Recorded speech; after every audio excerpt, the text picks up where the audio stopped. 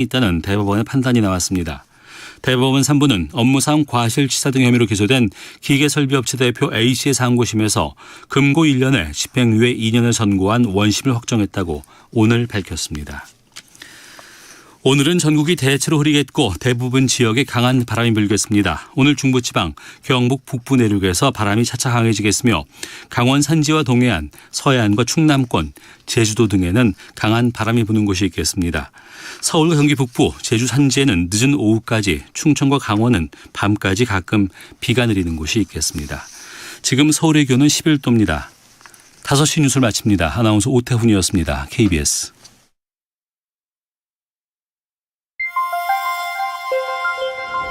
대한민국 중심 채널 KBS 1라디오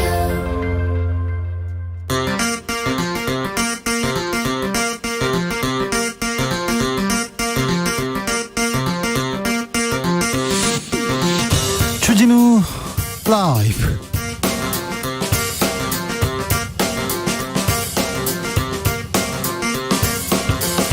(2022년 10월 10일) 월요일입니다. 안녕하십니까, 주진우입니다. 광우병 파동 영웅이 김건희 여사의 논문 이슈 재점화에 성공했다. 지난주 주진우 라이브에 출연한 심평 변호사가 우희종 교수를 소환했습니다. 우희종 서울대 교수가 직접 반박합니다. 들어보겠습니다. 고등학생의 풍자 만화 윤석열 차에 대해서 국민의힘 일부에서 표절 논란 제기했는데요. 영국의 원본 작가가 표절 아니다 직접 밝혔습니다. 해당 서면 인터뷰를 진행한 영국 출신 라파엘 라시드 기자에게 인터뷰 뒷이야기 들어보겠습니다. 그리고 윤석열 정부에 대한 외신들의 평가 종합해서 들어봅니다. 한동훈 법무부 장관의 주요 발언을 모은 어록집이 출간된다고 하죠. 정치 계획이 없다, 정계 진출에 대해서 관심을 일축하고 있는데 한 장관이 범보수 차기 대선 주자로 꾸준히 거론되는 이유는 무엇일까요? 여론과 민심에서 읽어봅니다. 나비처럼 날아 벌처럼 쏜다. 여기는 주진우 라이브입니다. 오늘도 자중자애, 겸손하고 진정성 있게 여러분과 함께 하겠습니다. 설악산에 첫눈이 내렸습니다. 오늘 서울은 추웠어요. 아침 기온이 10도 밑으로 떨어졌는데요. 가을 들어 최저치였다고 합니다. 가을인가 했더니 벌써 겨울을 준비해야 될 날씨가 됐습니다. 몸도 마음도 따뜻하게 신경 써야 합니다. 옆에 있는 분들 주위를 좀 둘러봐서 좀 괜찮으신지, 밥은 잘 챙기고 계신지, 안부 문자 한 통, 보고 싶다는 전화 한 통으로 서로의 온기 느끼고 이렇게 나누는 계절이 되었으면 좋겠습니다. 가을이에요. 겨울이 오고 있어요. 고민 많아요. 걱정거리 있어요. 그런 분들 있죠. 요즘 어떤 고민하십니까? 고민 있으시면요, 주진우 라이브로 이렇게 보내주십시오. 그러면 모았다가 잘 모았다가 내일 특별한 손님과 함께 고민 상담 풀어보겠습니다. 김재동, 방송인 김재동 씨가 함께합니다. 특별한 시간 여러분을 위해서 준비했으니 쌀쌀해지는 이 계절, 내가 어떤 고민하고 있고요, 신경 쓰이는 것들이 있어요, 저 이것 때문에 슬퍼요, 우울해요, 이런 분들 특별히 애정상담 전문입니다. 잘 몰라서 그렇지 김재동이 연애 척척 박사입니다. 그러니까 그런 부분도 잘 풀어드리겠습니다. 샵 9730, 짧은 문자 50원이고요 긴 문자는 100원입니다 콩으로 보내시면 무료고요. 주진우 라이브 시작하겠습니다.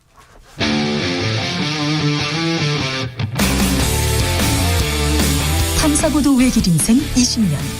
주 기자가 제일 싫어하는 것은?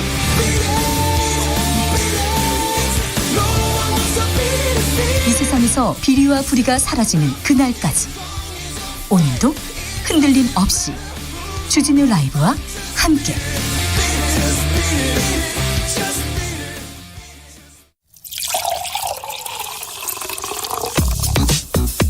진짜 중요한 뉴스만 쭉 뽑아냈습니다. 주스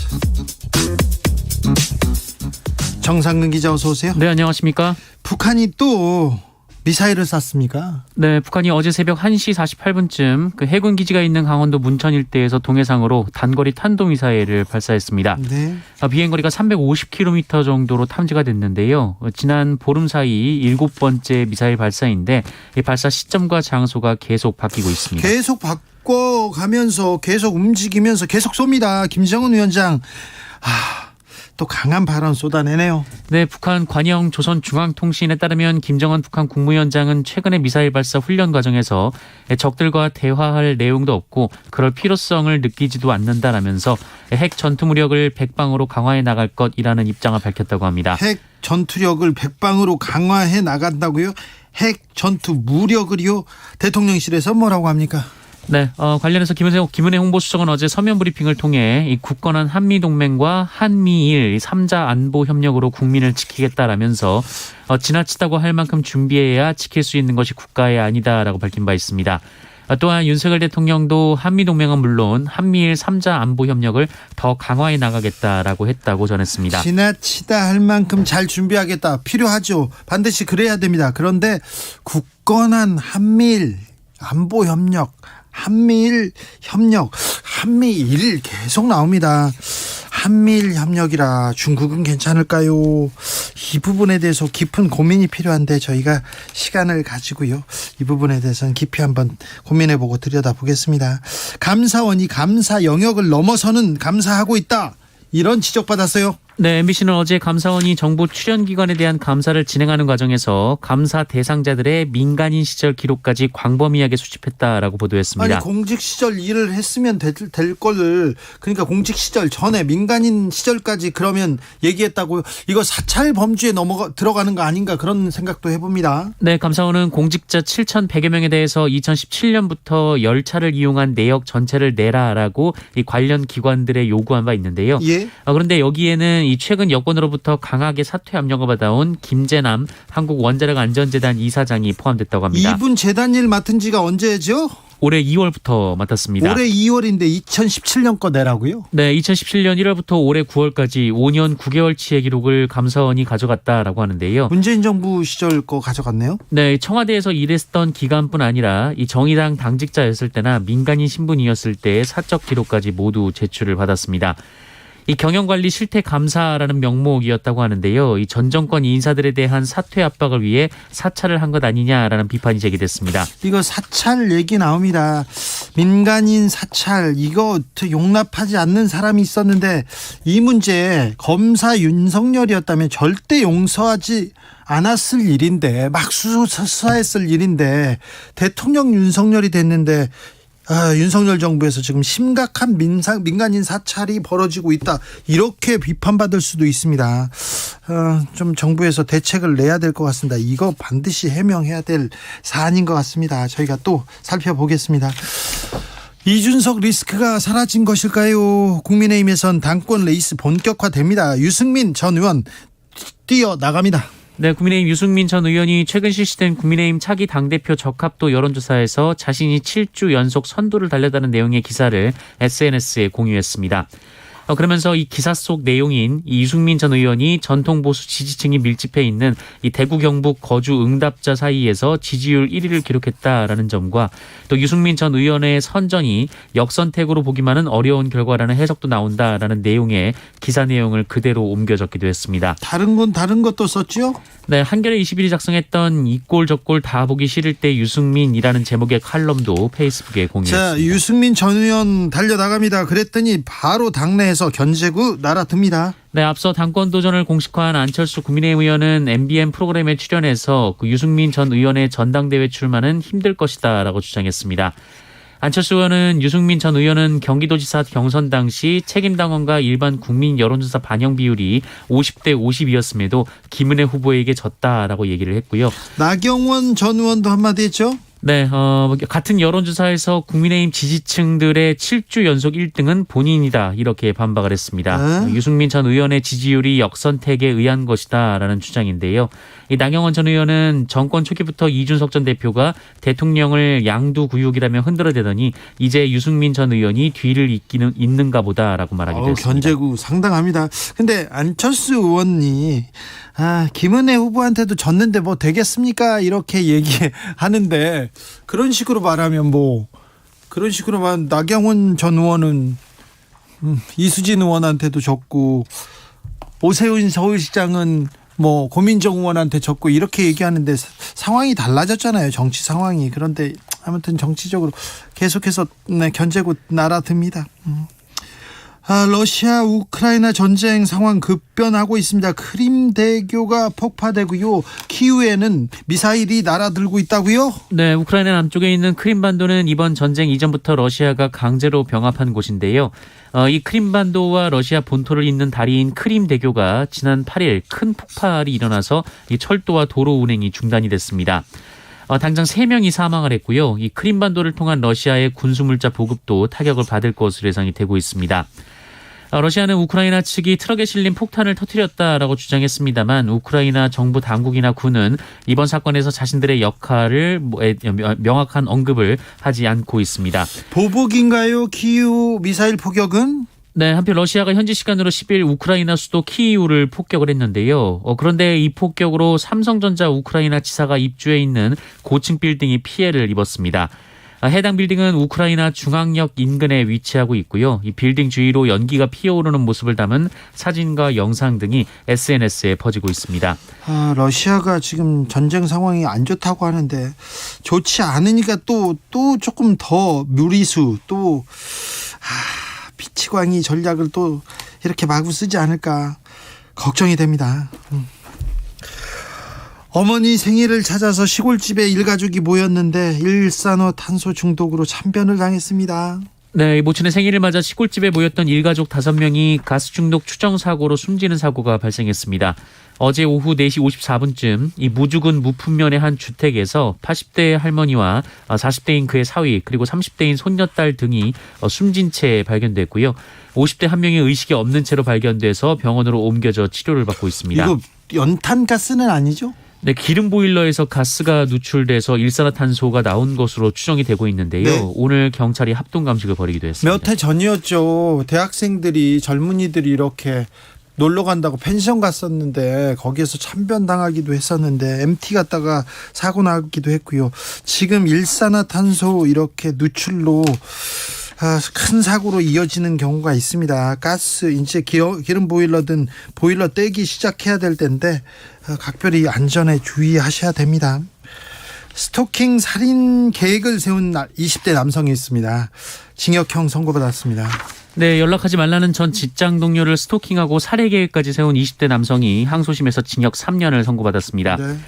수원고법은 어제 살인 예비, 스토킹, 주거침입, 절도 등의 혐의로 기소된 27살 남성의 항소심에서 이 피의자와의 검사의 항소를 모두 기각하고 징역 3년 및 보호관찰 3년을 선고한 원심 판결을 유지했습니다. 징역 3년입니다. SNS를 통해서 상습 스토킹한 남성 실형 선고받았습니다. 또 네, SNS를 통해 알게 된 여성들에게 상습적으로 음란 영상을 전송하는 등 스토킹 행위를 한 30대 남성에게 실형이 선고됐습니다. 네. 울산지법은 32살 남성에게 징역 6개월과 40시간의 성폭력 치료 프로그램 이수 등을 명령했습니다. 개개인 개별적인 사안은 다 다르겠지만 이렇게 스토킹 그리고 이런 약자들을 괴롭히는 사람들은 징역 6개월 1년 꼭 이렇게 징역형이었으면 좋겠습니다. 짧더라도. 그래서 엄하게 처벌하면 반드시 금방 줄을 거예요. 약자한테 강하고 강자한테 약한 그런 사람들 이렇게 조금 엄히 처벌해야 됩니다. 집을 팔아도 빚을 못 갚는 가구가 많습니다. 38만 가구에 이른다는 보고가 나왔어요. 네, 금융부채를 진 가구 중 38만여 가구가 현재 소득의 40% 이상을 힘겹게 원리금 상환에 쏟아붓고 있을 뿐 아니라 유사시 집을 비롯한 보유 자산을 다 팔아도 대출을 완전히 갚을 수 없는 것으로 나타났습니다. 한국은행이 오늘 국회에 제출한 가계부채 현황 자료에 따르면 2021년 말 기준으로 금융부채 고위험 가구가 모두 38만 1000가구였는데요. 전체 금융부채 보유 가구 중 3.2%를 차지했습니다. 2020년 말보다는 조금 줄었지만 코로나19 직전과 비교하면 5천 가구 정도가 불어난 수치입니다. 지금 이제 그 조사한 내용에서 이 정도 수준인데 앞으로 몇 달 만에 엄청나게 늘어날 겁니다. 내년에는 더 늘어날 겁니다. 그래서 이 가계부채 위험이 크다는데 우리가 잘 견딜 수 있을지 여기에 대한 대비가 정부의 대책이 필요합니다.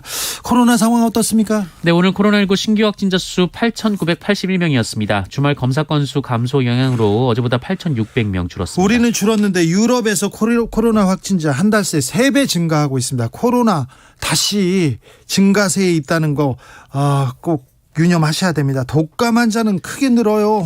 네, 최근 들어 독감 환자가 급증하고 있는 것으로 나타났습니다. 지난달 25일부터 일주일 사이에 전국 의료기관을 찾은 외래 환자 1000명 중 7명 이상이 독감 의심 환자였는데요. 네. 한 주 사이에 45% 급증했습니다. 자, 코로나도 늘고요. 독감도 늘어날 가능성이 있습니다. 두 바이러스 조심하셔야 된다. 각별히 준비해야 됩니다. 슈스 정상근 기자 함께했습니다. 감사합니다. 고맙습니다.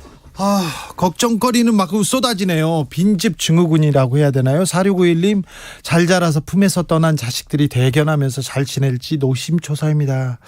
우리 부모님도 저를 그렇게 키우셨겠죠. 아직 신랑과 둘만 남은 공간과 시간 너무 크게 느껴져서 힘들어요. 먼저 겪은 선배님들의 얘기 들어보고 싶어요. 이거 김재동이 전문입니다. 이거 고문 이 김재동이 전문입니다. 0147님, 이사 온 지 2달하고 5일 되었어요. 싸게 나와서 좋다고 계약했는데 불면증. 집사람은 신경쇠약 걸릴 것 같아요. 다시 이사 준비하나요? 제가 아내에게 너무 미안합니다. 어떻게 해야 될까요? 지금 경제 상황 이거 저 집 문제 어떻게 할까? 이것도 김재동한테 물어보겠습니다. 연애 상담 김재동한테 물어보겠습니다. 아시는지는 모르겠지만 톱스타들이 다 연애 상담을 김재동한테 합니다. 특별히 여배우들이 많이 했습니다. 제가 옆에서 다 들었습니다. 어떻게 할지 내일 풀어보겠습니다.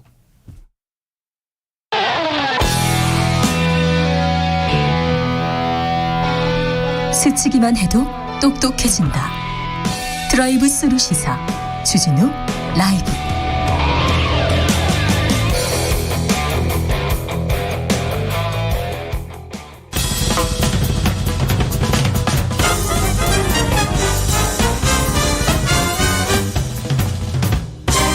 훅 인터뷰. 모두를 위한 모두를 향한 모두의 궁금증 흑 인터뷰.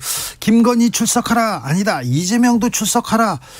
국감장 뜨거운데요. 특별히 국회 교육위원회 국감장 뜨거웠어요. 4일과 7일 열렸는데요. 그런데 여기서는요, 거의 대부분 김건희 여사 논문 의혹에 대해서 집중적으로 이렇게 질문 오갔습니다.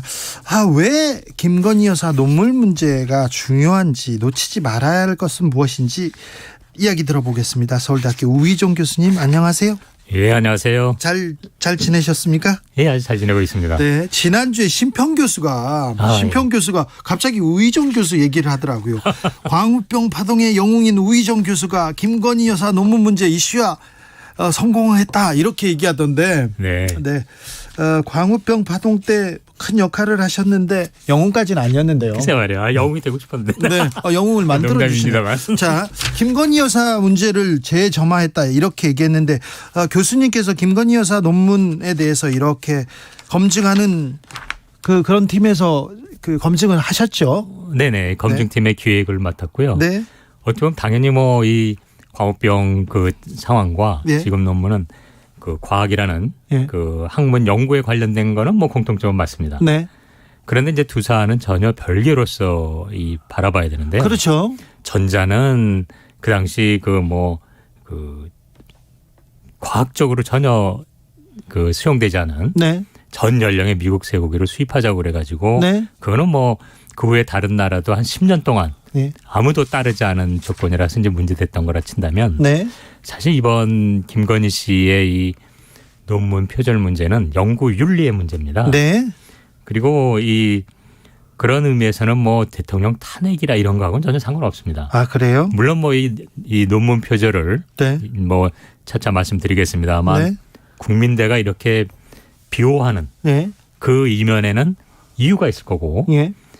그래서 저게 합리적인 의심으로서 국민대가 도이치모터스의 주식과 연관이 있고. 네. 또 이 김건희 씨도 그런 어떤 도이치모터스 주식 의혹을 받고 있는 상황에서 그 당시에 이 도이치모터스 이 주식 관계를 윤석열 총장이 또 감쌌던 것도 사실이거든요. 그래서 그런 연결고리는 합리적 의심으로서 있지만 최소한 이번에 이 논문 검증 자체는 예. 이 학위 논문으로서 예. 과연 이것이 타당하냐라는 어떤 그런 문제 제기였죠. 예. 그런데 이제 제가 좀 아쉬운 것은 이것은 이제 이런 정부의 과학자나 연구자나 학자나 교수들이 검증하면 끝나는 일인데. 그렇죠. 신평 변호사님은 스스로 그 네. 논문을 읽지도 않았다고 그랬거든요. 예. 근데 읽지도 않았다는 분이 네. 그것이 뭐 다 괜찮고 다들 옛날에 그렇다는 식으로 얘기를 해버리니까 네. 그럼 좀 들어가 보겠습니다. 네. 심평 교수님은 논문에 대해서는 안 읽었으니까 논문에 대해서는 몰라요. 그런데 네. 논문 문제가 된다, 표절이다 하니까 국민대에서 그 검증을 했는데 네. 이거 연구 부정에 해당하지 않고 뭐 표절도 별로 없다 이렇게 해가지고 표절 아니다, 뭐 문제 없다 이렇게 해서 지나갔어요. 네.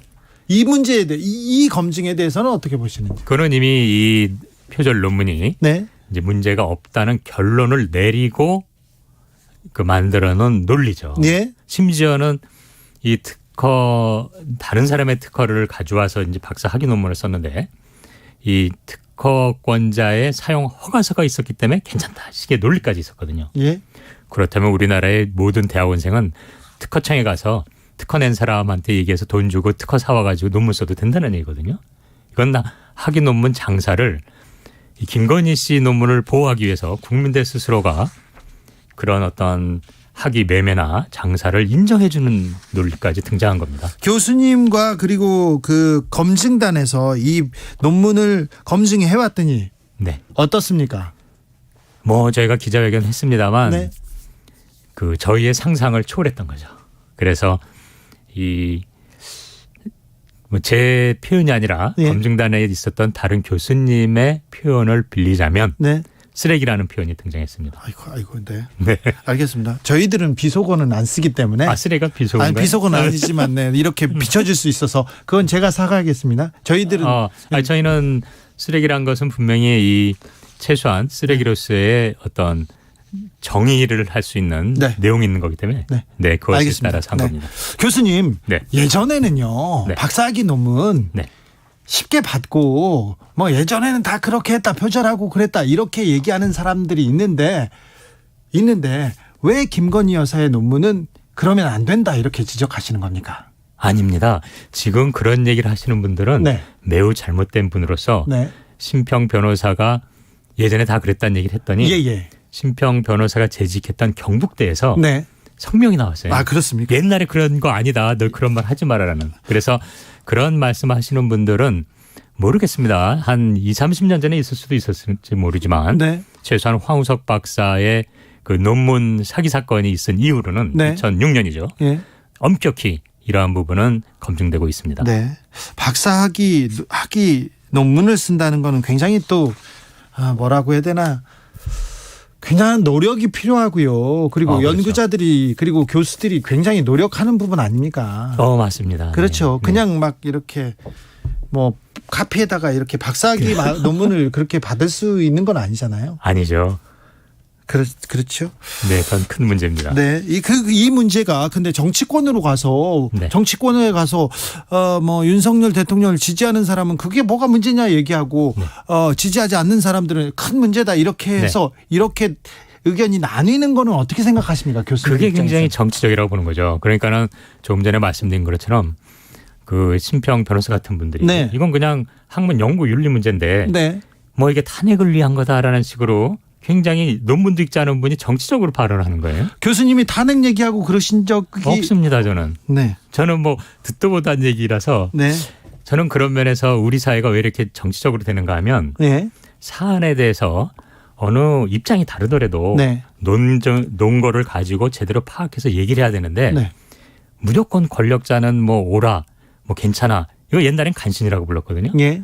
그런 사람들이 사안을 정치적으로 몰아가는 바람에 이렇게 국회에서까지 논란이 되는 것 같습니다. 진실이 중요한 게 아니라 이 사실이 중요한 게 아니라 정치적으로 어떤 입장이냐에 따라서 막 이렇게 갈립니다. 들리는 게 안 들리기도 하고요. 바이든이 날리면이 되기도 하고요. 네. 그 더욱이 그분은 그 발언을 듣지도 않았는데 무조건 MBC가 잘못했다고 그러더라고요. 그 심평 변호사님은. 네.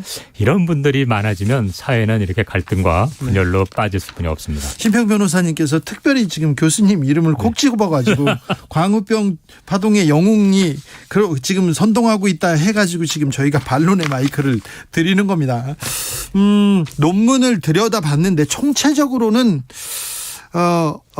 뭐 조금 아까 뭐 네. 다른 얘기도 하셨습니다. 다른 단어도 쓰셨습니다. 저희 방송에는 비서가 안 쓰거든요. 그 쓰면 비서가 바로 아니고 알겠습니다. 정식 명사입니다. 명사지만 너무 좀 뭐 모욕적인 세다, 발언이어서. 좀 세다. 자, 그런데 네. 자, 이런 문제는 논문 표절, 네. 논문을 좀 저기 뭐라고 해야 되나요? 조건이 되지 않는데 논문을 썼다, 이렇게 통과됐다. 이런 문제는 우리 사회에서 어떻게 해결하고 넘어가야 될까요? 아니요, 그게 이제 정도의 문제죠. 연구 윤리이기 때문에. 네. 그래서 사실 뭐 이 선행 연구에 따라서 다음 연구가 이루어지기 때문에 네.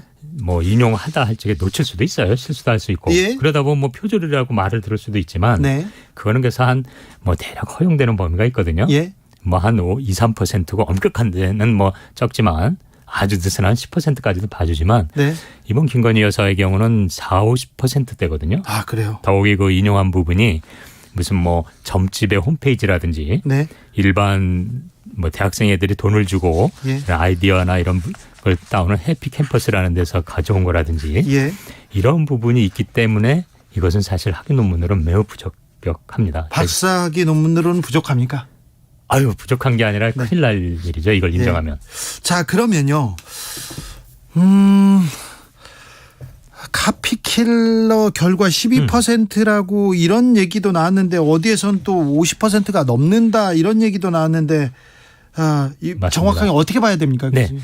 그 카피킬러라고 하는 것은 기본적인 어떤 그 문장만 따지는 거고요. 네, 논문을 그 뭐라고 해야 되나 복사나 위조했나 이게 표절했는지 이렇게 돌려보는 프로그램에서 이제 프로그램이죠. 문장 단어가 나란히 몇 개 있나 정도 파악하는 거고요. 예. 이번에 국민검증단은 그것을 하나하나 한 문장 한 문장 예. 다시 찾아내서 예. 이 검토했습니다. 검토해 봤더니 그랬더니 약 45%에서 50%의 표절이 드러난 거죠. 네. 이건 저희가 대국민 네. 그 기자회견 때 자료를 자세히 보도한 바 있습니다. 네, 저희도 보도를 전해드린 바 있는데, 네. 자, 교육부에서는 어떤 입장입니까? 교육부는 대학의 입장이기 때문에 존중한다. 대학의 네. 입장이기 때문에. 네. 네. 근데 그것은 교육부가 굉장히 어쨌든 사학에 네. 총 이제 책임을 지는 그 정부 부처로서 무책임한 일이죠. 예. 아니, 살인을 하면 그것을 법무부가 그 부처의 판단에 맡기겠다 이럽니까? 그건 아니잖아요. 네. 즉 대학이나 학문연구에서 가장 중요한 게 학문연구 윤리인데 네. 그것을 자료를 가지고 아니다라고 말하고 있는 입장에서 네. 볼 때 단지 국민대가 어떤 자료 제시 없이 그냥 표절 아니다라고 말한 것을 존중한다는 것은 매우 위험한 그 발언이라고 생각합니다. 이 김건희 여사의 논문에 대해서 국민들도 거의 봤어요. 그리고 네. 어떤 부분이 표절이었고 어떤 부분은 좀 부족하다 이렇게 봤는데 국민대는 아니에요 표절. 교육부도 문제 없어요. 그렇다고 해서 이 논란이 사그러들 것 같지는 않습니다. 그렇죠. 네, 교수님 검증단 차원에서 이 문제는 이제 어떻게 접근하시고 어떻게 풀어가실 겁니까? 네, 이 문제는 뭐 당연히 사학의 문제이기 때문에 이 대응은 사교련에서 하고 있습니다만 사학 교수가 다 연대하고 있는. 네. 그럼 일단은 이제 백서를 발행할 예정입니다. 지금 왜 이런 상황이 발생했고 이것이 무엇이 문제인가는 기록으로 남겨야 되기 때문에 그것이 네. 진행되고 있고 또 하나는 이제 왜 국민대에서 예. 이러한 이 대응을 명백한 할까? 것을 예. 이런 식으로 판단하고 또 지도교수들은 왜 이랬는가? 네. 이거는 논문 검증팀이 아니라 이 국감이나 이런 데서 이제 다뤄야 되겠죠. 국감에서요. 예, 국회 이제 교육위원회에서 다루고 네. 또 교육부와 국민대 간의 유착 관계. 네. 왜냐하면 이 사학이나 이런 데서 많은 그 지원을 교육부에서 받거든요. 예. 그 부분의 어떤 특혜나 혜택 부분을 짚어야 되고 네. 더 나아가서는 사학법 개정을 가야 되겠죠. 알겠습니다. 논문을 조금 뭐라고 해야 돼? 표절했다. 논문을 부실하게 썼다. 그래서 나는 논문을 반납하겠다. 이렇게 내놓은 정치인도 있습니다. 그러면 괜찮습니다. 이재명 의원은 그렇게 했습니다. 네, 석사 논문을. 예, 네. 이재명 의원의 석사 논문, 네. 김건희 여사의 박사 논문 뭐가 차이가 있고 왜 다릅니까? 네, 가장 큰 것은 네. 일단 뭐 석박사의 차이는 뭐 차치하더라도 네. 표절 의혹이 있을 적에 그것을 인정하고 네. 학위 취소를 요청하면 네. 더 이상 얘기할 건 없습니다. 이것은 그렇습니다. 형사의 문제가 아니라 네. 윤리 문제이기 때문에 그래서 김건희 씨가 인정하고 네. 학위 취소를 요청하면 더 이상의 시끄러운 논란은 없을 겁니다. 그렇군요. 그러면 김건희 여사가 네.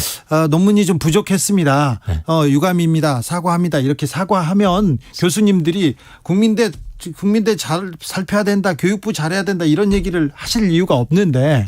그렇죠. 이번에 그러니까 8월 초에 국민대가 이 논문이 문제 없다고 얘기를 했기 때문에 국민검증을 검증을 하기 거죠. 시작한 거고요. 네, 그래서 뭐 지금이라도 네. 김건희 여사가 그 당시 좀 부족해서 그런 일이 발생했다. 이거 사과하고 국민에게 학위 취소하겠다. 이런 뭐 끝나는 거예요. 만약에 그 사과가 없기 때문에 지금 이렇게 된 거고 박사학위 논문 있고 석사학위 논문 또 있을 거고요. 그렇죠. 그거를 그리고 구조적으로 지금 비호하는 이 문제가 지금 교수들이 문제 삼는 겁니다. 잘못했으면 잘못했다고 학교가 그리고 교육부에서 얘기해야 되는데 네네, 그걸 그렇죠. 비호하고 있어서 지금 네. 교수님들이 계속 검증하고 있군요. 네. 그 비호가 단순히 개인의 비호가 아니라 우리나라의 학문 연구의 근간을 무너뜨리고 학문 후속 세대의 대학원생들에게 자괴감을 주는 거고 굉장히 문제가 많은 거죠. 알겠습니다. 김진희님께서 이제 분리하면 대학 자율인가요? 이런 얘기했습니다. 말씀 감사합니다. 네, 감사합니다. 서울대학교 우희종 교수 이야기 들었습니다. 교통정보센터 다녀오겠습니다. 김민희 씨. 어제보다는 덜하지만 대체 공휴일인 오늘도 귀경 차량들이 많은데요. 여기에 곳곳으로 사고도 잇따르고 있습니다. 경부고속도로 서울 방면으로 북대구 부근에서는 승용차 화재 사고가 나면서 4차로와 갓길을 막고 처리 작업을 하고 있는데요. 도동분기점을 지나면서부터 속도 많이 떨어져 있습니다. 이후 정체는 충청권 회덕분기점부터 시작되고요. 청주에서 청주 휴게소 사이와 천안에서 북천안 부근, 다시 안성에서 남사 진위 사이로 긴 정체 이어지고 있습니다. 더 가서는 신갈분기점에서 죽전 휴게소 사이와 서울요금소 부근, 또 판교분기점 일대와 다시 양재부터 반포 사이로 속도 줄여 지납니다. 서울 양양고속도로 서울 방면으로 인제터널 부근 갓길에서도 사고 처리 작업을 하고 있고요. 이후로는 설악에서 화도 사이와 또 덕소 3패부터 강일 사이로 정체입니다. 중부 내륙고속도로 창원 쪽으로 북상주 부근 1차로에서도 사고가 났고요. 중앙고속도로 부산 쪽으로 군위 휴게소 부근 1차로에서도 사고가 나면서 의성 일대로 정체 심해졌습니다. 그 밖에 서울시내 동부간선도로 성수분기점 쪽으로 노원교를 앞두고도 사고가 났습니다. KBS 교통정보센터였습니다.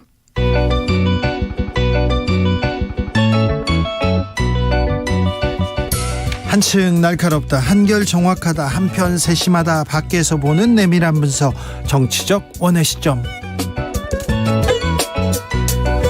오늘의 정치권 상황 원회에서 더 정확하게 분석해드립니다. 이연주 전 국민의힘 의원 어서 오세요. 네, 안녕하세요. 부드러운 카리스마 이연주입니다. 최민희 전 더불어민주당 의원 어서 오세요. 안녕하세요. 불굴의 희망 최민희입니다. 네. 이연주 의원님은 상임위 어디 하셨어요? 저는 주로 경제 분야요. 산자위는 간사했었고요. 그렇죠. 기재위하고 그다음에 국토위 또 복지위도 하고요. 경제 쪽에 이렇게 얘기 오래 계셨는데 네. 그리고 뭐 변호사 업무도 그런 데서 오래 하셨고요. 네. 그런데 왜 국방에는 그렇게 관심이 많습니까? 왜냐하면 이건 당연히 생명, 내 생명에 그럼요. 관심이 더군다나 있죠.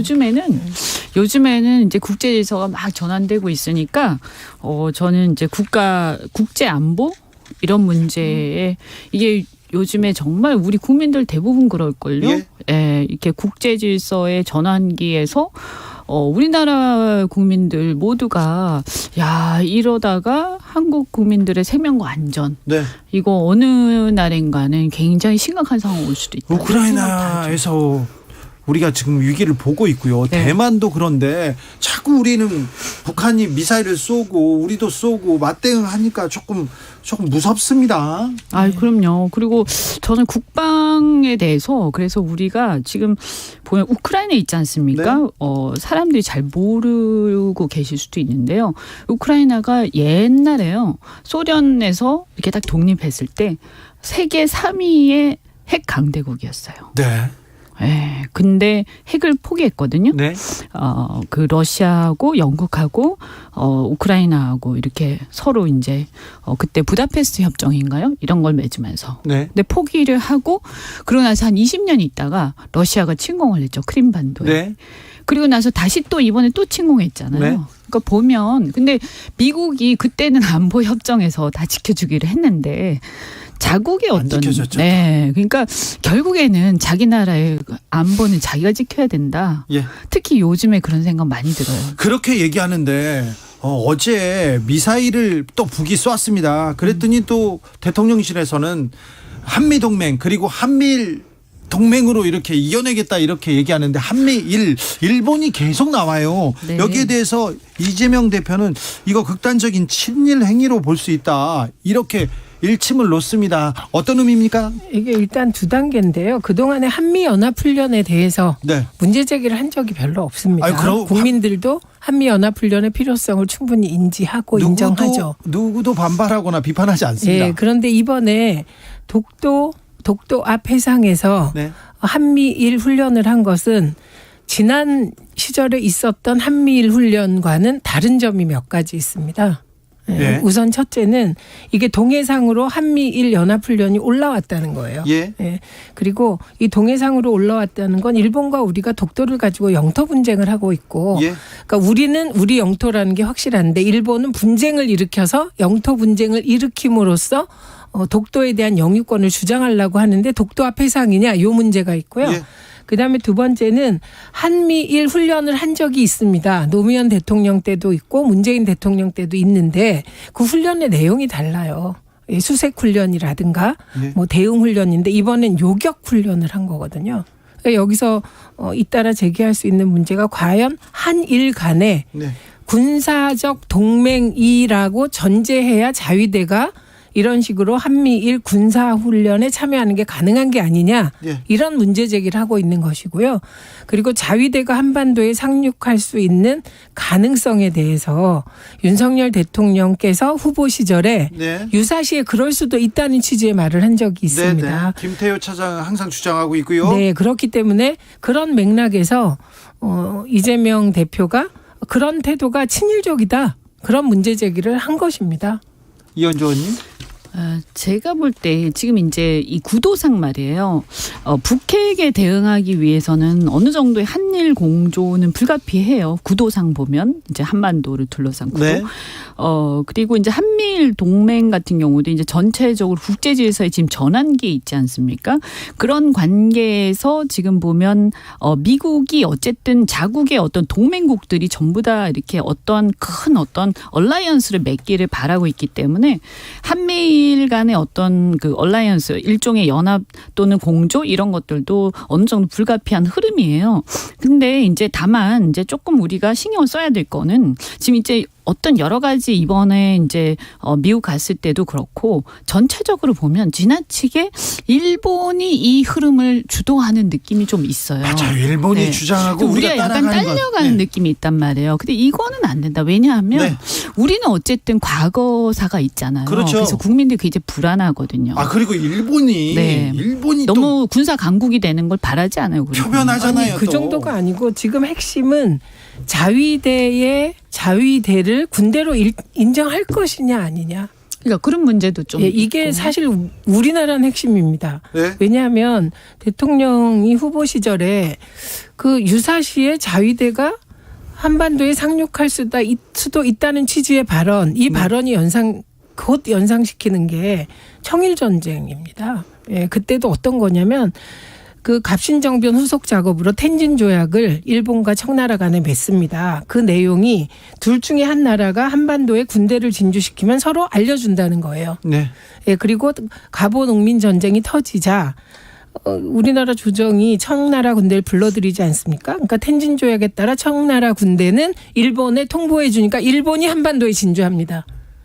요게 예. 예를 들면 한일 간의 관계가 있고 미일 관계가 있고 또 한미 관계가 있는 거잖아요. 그러니까 미국은 우리나라의 군사작전에 참여할 수 있죠. 주도할 수도 있고 군사작전권을 한미연합사 갖고 있기 때문에 그런데 미일 간의 관계가 우회적으로 우리나라에 어떤 일이 터졌을 때 자위대가 상륙할 수 있다면 텐진 조약이 악몽이 떠오르는 거죠. 그거는 일제 36년의 악몽이 떠오를 수밖에 없기 때문에 굉장히 민감한 사안입니다. 이승만 대통령도 이거는 절대 있을 수 없는 일이라고. 그 정도가 아니었죠. 네. 이승만 대통령은 네. 사실은 38선으로 미국의 방어선을 끌어올려서 보수 세력에서 국부라고 하는 부분 일정 정도 인정이 돼요. 근데 그때 만약에 일본이 한반도에 들어오면 38선에 있는 군대를 철수시켜서 일본하고 일본과 싸우겠다. 싸우게 하겠다 이렇게 했던 사람입니다. 자, 37319님께서 일본에 의존하다가 큰 코 다칩니다. 또 말입니다. 5742님, 그럼 미사일 날아오는데 훈련 않고 바라만 봅니까? 김한수님은 지적은 할 수 있는데 그것을 무슨 친일이라고, 그런 발언은 잘못했습니다. 김희영님은 자유도도 인정받고 일본의 명칭도 인정받고 우리 얻는 것은 뭔가요? 얘기하는데, 그런데요. 아무튼 훈련도 좋고 다 좋은데 긴장할 때 우리가 대비도 좋은데 낙탄 사고는요. 동으로 날아갈 미사일이 서로 서쪽으로 날아오고 그러면 안 되잖아요. 그거는 좀 보수 정권에서 좀 단단히 좀 해주세요. 왜 이렇게 좀 불안하게 만듭니까? 그러니까 말이죠. 저는 뭐 아까도 말씀드린 것처럼 뭐 이거를 뭐 아까 그 한미일 군사훈련 공조는 어느 정도 또 해야 되고 이걸 친일행위다 이렇게까지 얘기하는 건 좀 너무 많이 나간 거다 이렇게 생각하는데 어쨌든 중요한 건 뭐냐 하면 우리가 강해야 돼. 우리가요. 네. 그런데 이게 지금 낙탄 사고는 이거 있을 수 없는 얘기예요. 근데 이번에 보면 아무도 사과를 하지 않았어요. 저는 이게 뭐 잘못을 하고 안 하고 이런 사고가 있을 수 있다. 누가 그런 얘기해. 전 이런 사고 있을 수 없다고 생각하고요. 이게 그냥 오발탄의 문제가 아니라 미사일이에요. 미사일. 그래서 이거는요. 저는 최소한 국방부 장관이 나서서 국방부 장관한테 책임을 물어야 된다. 왜냐하면 이 기강의 문제라고 저는 생각을 해요. 이게 국민의 생명과 안전을 보호하는 게 국가의 제1 역할이잖아요. 첫 번째 목표. 네, 그리고 영토 보존인데 네. 그 이현주 의원께서 김용남 의원하고 대선 전에 한번 토론한 적이 있으세요.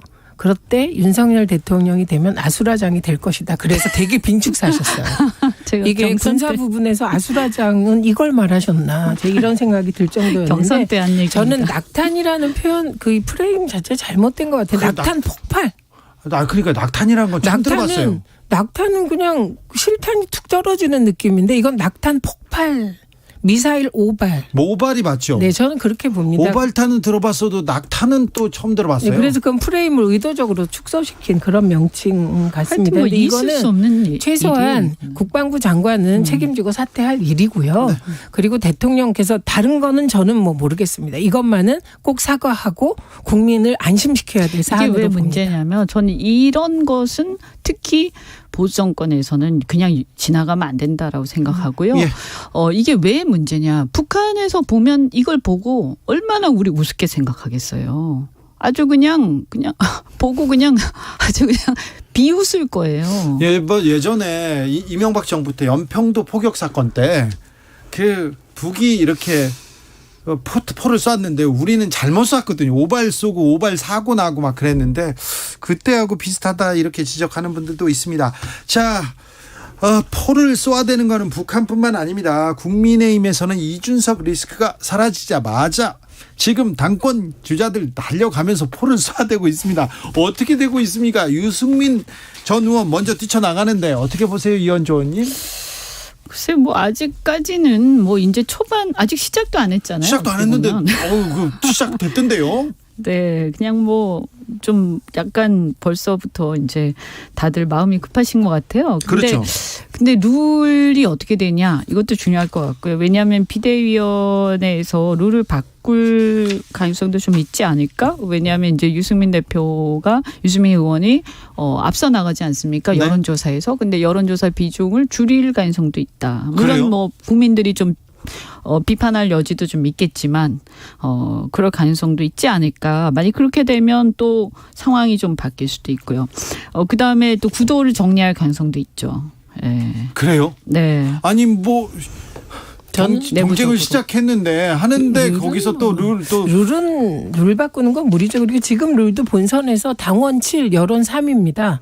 네. 그리고 지금 저는 뭐 개인적으로 이렇게 바람직한 건 아니라고 보는데 그런데 뭐 지켜봐야 되지 않겠습니까? 그런 얘기가 조금씩 나오고는 있다. 네, 그런 얘기를 네. 하는 분들은 이제 이준석 전 대표 발언에 따르면 윤핵관 호소인들의 네, 승성심이 네, 네. 아닐까 네, 이제 싶습니다. 그 주류- 오히려 부작용을 낳게 될 것 같고 저는 아무리 이 전당대회가 늦어도 2월이잖아요. 1월일 것으로 보이고 아무리 늦춰도 2월일 거라고요. 뭐 아무래도 그럼 그때까지도 내년 초에 윤석열 할 거라고. 대통령의 임기는 1년 이전이란 말이죠. 예. 취임한 지. 그렇기 때문에 윤핵관적 마인드 중심으로 전당대회는 치러진다. 네. 그리고 윤핵관 혹은 윤핵관의 대리인이 당선된다. 이렇게 네. 봅니다. 어쨌든 뭐 지금 현재 이제 여러 가지 이제 여론조사에서 이 유승민 대표가 앞서 나간 이유는 어쨌든 여론에서는 이제 반윤의 정서가 좀 강한 편이잖아요. 그렇죠. 부정평가가 좀 높지 않습니까? 윤 대통령 지지율이 워낙 바닥이기 때문에 네. 당 내에서도 말이 많죠. 네, 부정평가가 높다 보니까 그것들이 반영된 것이다. 이렇게 보고요. 또 한편으로는 이제 이런 건 있죠.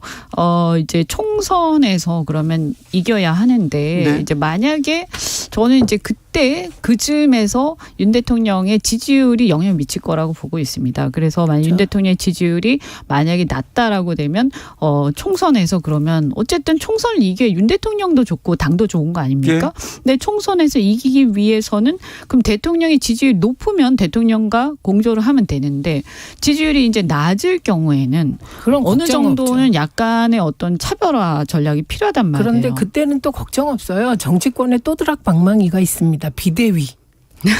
비대위 똥똥하라고요?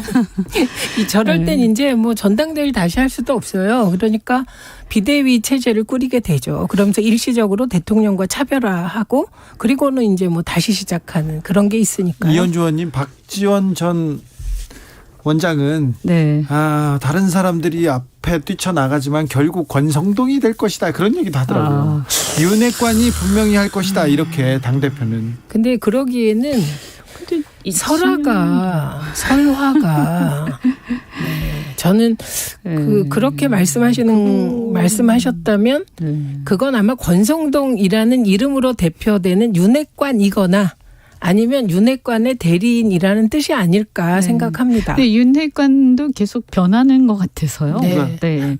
그래서 그 즈음에서 윤핵관이 누가 될지는 또 봐야 될 것 같습니다. 저희는 권성동 의원은 가능성이 낮다. 그냥 저희도 이렇게 얘기해야죠. 박지원 도사님께서 권성동 의원이 될 가능성이 높다고 예언하셨다면 저는 윤핵관 혹은 윤핵관 대리인 중에 하나가 될 거지만 권성동 의원이 될 가능성은 낮다. 저도 예언합니다. 근데 만약에 어쨌든 이렇게 전당대회가 끝났는데 대통령의 어떤 윤심 이런 것들이 전폭적으로 반영된 지도부가 뽑히고요.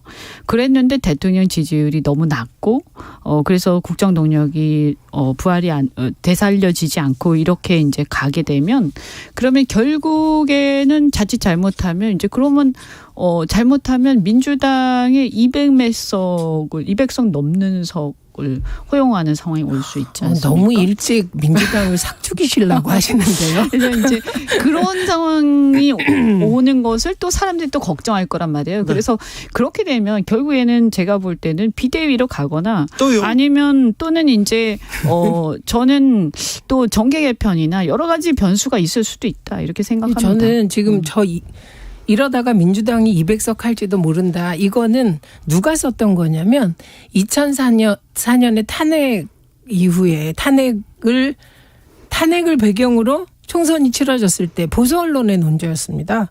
예, 지역구에서 200 몇 대 빵. 그래서 민주당이 다 될 거다. 아니 근데 저는 제가 볼 때는 그렇기 때문에 저는 지금 민주당이 200석 한다 이런 말은 이건 정말 벌써 총선에서 민주당을 견제하는 그런 논리로 작동할 수 있기 때문에 그럴 가능성은 희박하다고 끝까지 좀 생각합니다. 들어보셔야 되는 게 저는 그럼에도 불구하고 민주당이 200몇 석을 과연 국민들이 줄까? 그래서 결국에는 저는 사실이 아닌 걸 전제로 그래서 결국에는 겁니다. 정계 개편의 가능성도 상당히 높다. 그래서 그 정계 개편의 가능성은 저는 이준석 대표의 신당보다는 윤석열 신당이 가능성이 더 높다고 늘 얘기해 왔습니다. 2178님께서 또드락 방망이 3년 전 엄마 돌아가시고 처음 듣는 단어입니다. 또드락 방망이에 울컥하고 반갑습니다. 또드락 방망이 여기 나왔어요. 이준석 전 대표는 뭐 할까요? 그러면 뭐 당장은 좀 이렇게 뭐 보니까 이렇게 이렇게 저수라는 것도 있는 것 같고 당장은 좀 조용하지 않겠습니까? 자기가 이제 지지층들 이렇게 뭐 지지층들하고 소통하고 이렇게 지낼 것 같고요. 일단은 지금 당장 어떤 뭐 정치적인 행보를 세게 할 것 같지는 않습니다. 네. 자, 여가부 폐지의 제동을 이재명 민주당 대표가 강하게 걸고 나섰습니다. 나 이건 맞겠다 얘기하는데 어떻게 보셨어요? 근데 그 기사를 보면 되게 애매해요. 이재명 대표 스타일상 강하게 막으려면 본인이 직접 말하는 스타일이잖아요. 네. 근데 그런 뜻이 있다고 민주당의 누군가가 흘린 기사더라고요, 그게. 좀 지켜봐야 되나요? 네, 그래서 지켜봐야 되고, 저는 이 여가부 폐지 논란이 지금 나온 이유는 국민의힘의 이대남 전략이라고 생각합니다. 여론조사에서 대선 때 큰 지지를 보냈던 이대남 지지율이 10% 내외로 떨어졌어요. 그러니까 이대남 지지율을 제고하기 위하여 갑자기 또 여가부 폐지를 들고 나온 것이라고 생각합니다. 그래서 이런 식으로 정부 조직 개편하는 거 곤란하고, 저는 처음에 여가부 폐지 논란이 나왔을 때 이렇게 생각했어요. 성평등부하고 양성평등부를 놓고 여야가 대립할 줄 알았어요. 네. 그러면 여기에 보수 기독교계가 참여하면서 복잡해지겠구나. 이 정도 지형을 예상했거든요. 네. 이게 왜 그랬냐면 윤석열 후보의 애초 공약이 양성평등부였거든요. 아, 그랬었죠. 네네. 네. 그래서 그런데 지금 엉뚱하게 폐지 논란으로 가니 좀 정치권에서 여야가 성평등 분야, 양성평등 분야를 놓고 합리적 토론을 하면 이 정도 답을 못 내겠습니까? 아무리 그래도 국회가 낼 수 있습니다. 뭐 제가 볼 때는 근데 이제 이 여가부 폐지를 하려고 그랬으면 좀 초기에 이렇게 출범하기 그때, 전에 네. 인수위 단계에서 했었어야 되는데. 그렇죠. 그때 보통 정부 조직 개편은 나오고 시작하는데. 굉장히 좀 뜬금없다는 생각이 좀 들어요. 왜 그때는 안 하고 지금 갑자기 내느냐. 그러다 보니까 솔직히 이제 저는 이 부분 여가부를 지금 현재 상태로 그대로 가는 것은 아니다. 뭔가 이렇게 변화는 필요하다 이런 입장이지만 이거를 이게 좀 진정성 면에서 네. 아무래도 이대남들 입장에서 보면 이게 좀 의문을 가질 수밖에 없다 이런 생각이 듭니다. 이현주 최민희 이현주 정치조건의 시정 오늘도 감사했습니다. 고맙습니다. 네, 고맙습니다. 잠시 후 2부에서는요. 영국 기자가 본 윤석열차 감상기 들어보고요. 한동훈 법무부 장관 오록집 나온다는데 살펴보겠습니다.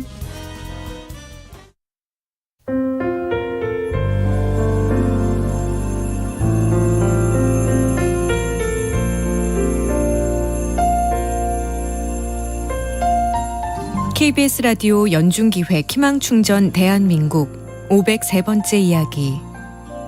안녕하세요. 아나운서 이현주입니다. 나는 왜 아빠가 없어요? 아빠 얼굴이 보고 싶어요. 지적장애가 있는 10살 동현이가 친척들을 만나면 늘 하는 질문입니다. 이혼 후 따로 살게 된 아빠는 언젠가부터 아예 연락이 끊겼습니다. 갑작스레 가장이 된 엄마는 갑상선 수술 후유증으로 성취하는 몸이지만 눈코 뜰 새 없이 바쁘게 일합니다. 독거노인 관리사로 일하면서 식당의 설거지와 배달 업무, 밤에는 대리운전까지 하고 있는데요. 엄마가 이토록 열심히 일하는 이유는 오직 하나뿐입니다. 집안 형편 때문에 중단했던 동현이의 지적장애 치료를 다시 시작하고 싶기 때문입니다. 하루빨리 동현이와 엄마가 희망과 좀 더 가까워질 수 있도록 여러분이 응원을 보내주세요. 여러분의 따뜻한 손길이 희망의 빛이 됩니다. ARS 060-700-1580 060-700-1580 한 통화 3,000원으로 희망을 선물해 주세요. KBS 라디오 연중기획 희망충전 대한민국은 초록우산 어린이재단, 인탑스 주식회사, 그리고 청취자 여러분과 함께합니다. ARS 060-700-1580 한 통화 3,000원입니다.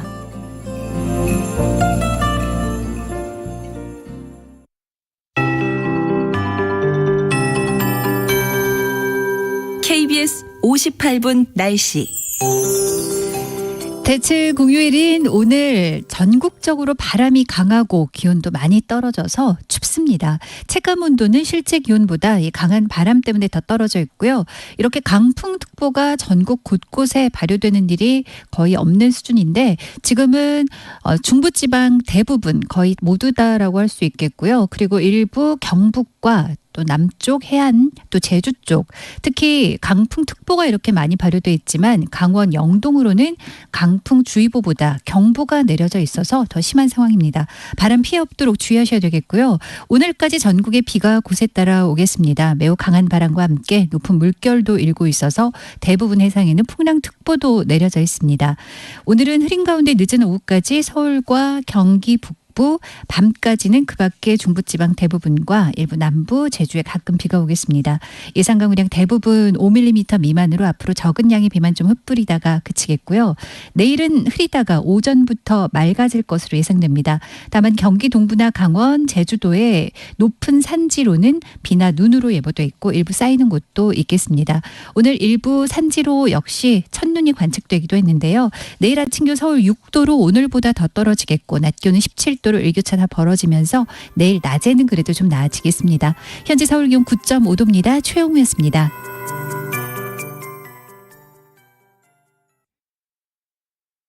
정성을 다하는 국민의 방송 KBS가 6시를 알려드립니다. AM 711kHz, FM 97.3MHz, KBS 1라디오입니다. HLKA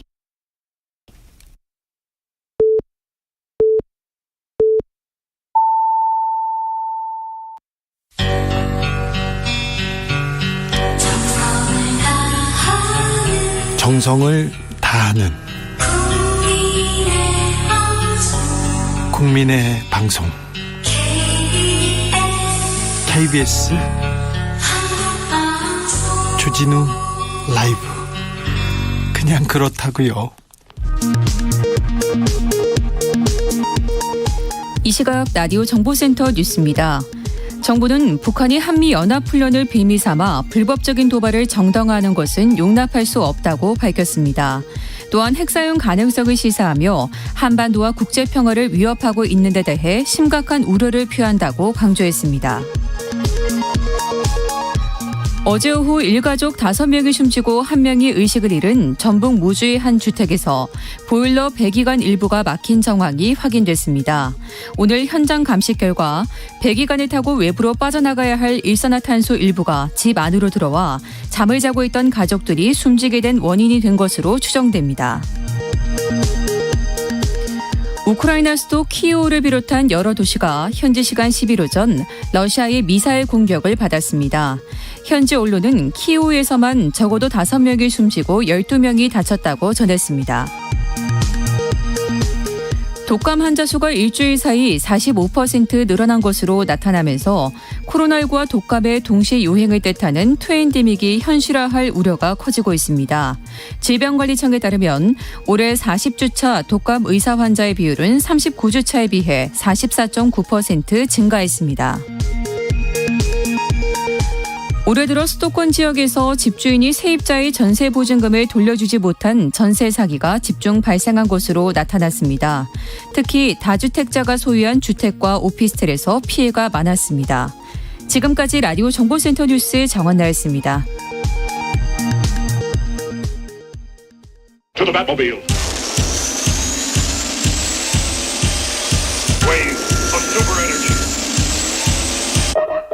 주 기자의 1분. 10월 9일은 한글날이었습니다. 백성들이 널리 편히 사용할 수 있도록 만들어진 한글. 창제 이유가 이렇게 선하고 명확한 언어는 한글이 유일합니다. 한글은 인류의 경이적인 성취라는 평가를 받을 정도로 창의적이었고요. 과학적이라는 또 평가도 있습니다. 우리 말과 글은 세계에서도 힘을 키워나가고 있습니다. 한국말을 배우는 사람들이 그렇게 많이 늘고 있다죠. 15년 전에 한국학당에서 세종학당에서 한글을 배우는 학생 수는 740명 정도 됐는데 지금은 8만 명이 넘는다고 합니다. 제2 외국어로 한국어를 채택하는 국가는 18개 국가고요. 한국어를 배우는 중학교, 초등학교, 고등학교를 합하면 1,800개가 넘는다고 합니다. 576돌 한글날을 기념해서 미국에서 한국어 신앙송 대회가 열렸는데요. 200명 넘는 외국인들이 한국 시를 음미하고 낭송합니다. 깜짝 놀랄 만한 실력이었습니다. 감동적이었어요. 대상을 받은 우크라이나계 미국인 엘리자베타 야노우스카야 씨는요, 한용운의 님의 침묵을 암송합니다. 한용운의 시를 통해서 조국 우크라이나의 상황을 생각했습니다. 실패해도 좌절하면 안 된다는 큰 위안을 얻었습니다.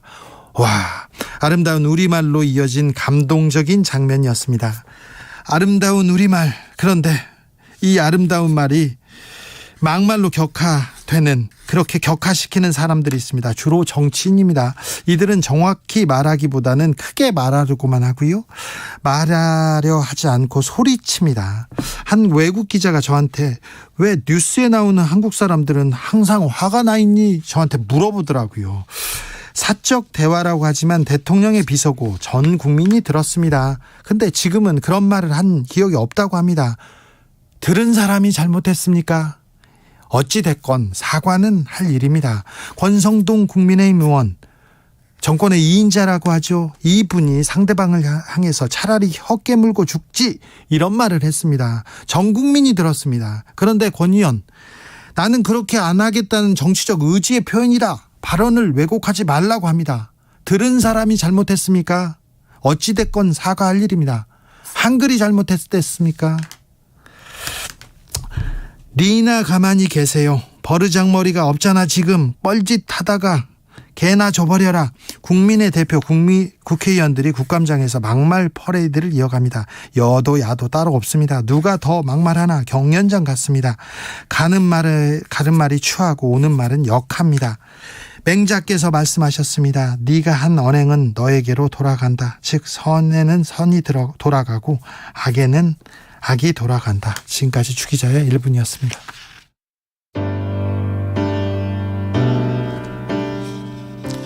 이소라, 바람이 분다.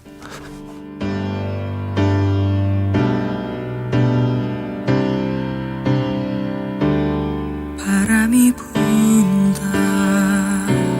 서러운 마음에 텅 빈 풍경이 불어온다.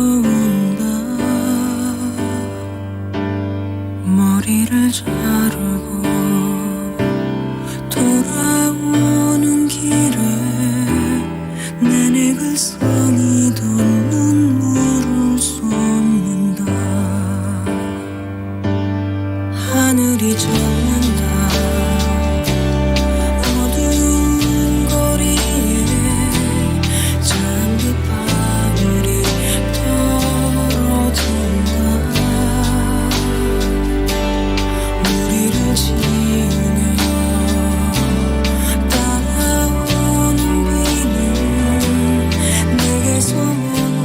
네티나무님께서 지적하네요. 바람이 분다. 이 노래 아름다운 한글 노래로 뽑혔죠. 얘기합니다. 아우, 가사말이 아름답습니다.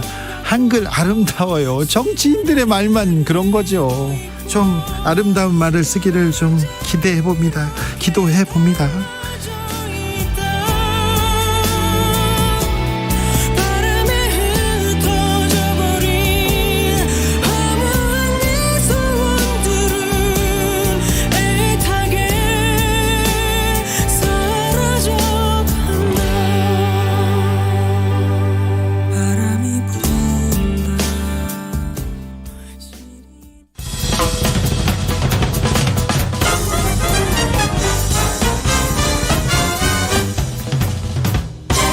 훅 인터뷰.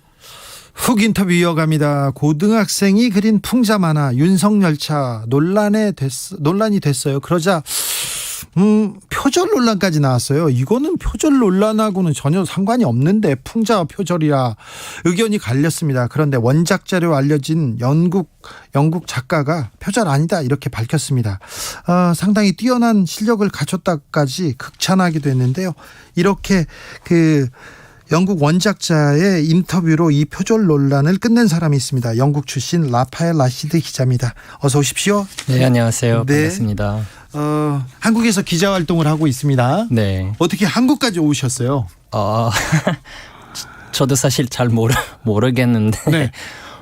정확한 이유가 딱히 없는데 사실 2006년에 네. 한국에 처음 와서 네. 여행하면서 여기 괜찮은 나라다. 네. 그래서 이유가 딱히 없는데 머물고 싶다. 한국인들하고 지내고 싶다. 이게 또 이유예요. 네. 한국이 매력이 있잖아요. 매력이죠. 살만해요. 아, 그렇습니까? 살만합니까? 네. 헬 아닙니까? 헬 아니죠. 아닙니까? 네. 한국어 좋죠. 한글 아름답죠. 어렵죠. 그런데. 그 다른 언어보다 네. 쉬운 편인 것 같아요. 쉬운 편이에요? 네. 한글이요? 하루 만에 배울 수 있어요. 하루 만에요? 네. 라시드 기자는 뭐 천재인가 보네요. 자, 아니에요. 자, 윤석열차가 굉장히 시끄러웠어요. 네. 그런데 윤석열차 그 만화, 이 풍자 만화 보고 네. 라시드 기자님이 딱 보고 어떤 생각이 들었어요? 뭐 솔직히 뭐 큰 반응이 없었어요. 별 생각 없었어요. 그냥 뭐 풍자 만화 정도. 네. 뭐 그럴 수 있지 뭐 그런 반응. 그러다가 네, 정치권에서 한쪽에서 막 공격했잖아요. 네. 그러다가 이거 표절이 문제야 이 얘기가 나왔을 때 네. 기자님이 그 영국 원작자한테 물어봅니다. 네. 왜 그러셨어요? 표절이 문제야 나왔을 때? 아니요. 그냥 이거 예를 들어 법원에서 가장 중요한 목격자가 참석해야 하잖아요. 네. 근데 여기는 이 목격자는 이 스티브 브라이트 작가였는데 그렇죠. 그래서 지금까지 왜 사람들 이분에게 그분의 의견 왜 안 물어봤나? 기자들이 왜 한국 기자들이 안 물어봤죠? 저 모르겠는데 그래서 제가 물어봤어요. 네. 물어봤더니 뭐랍니까? 뭐 일단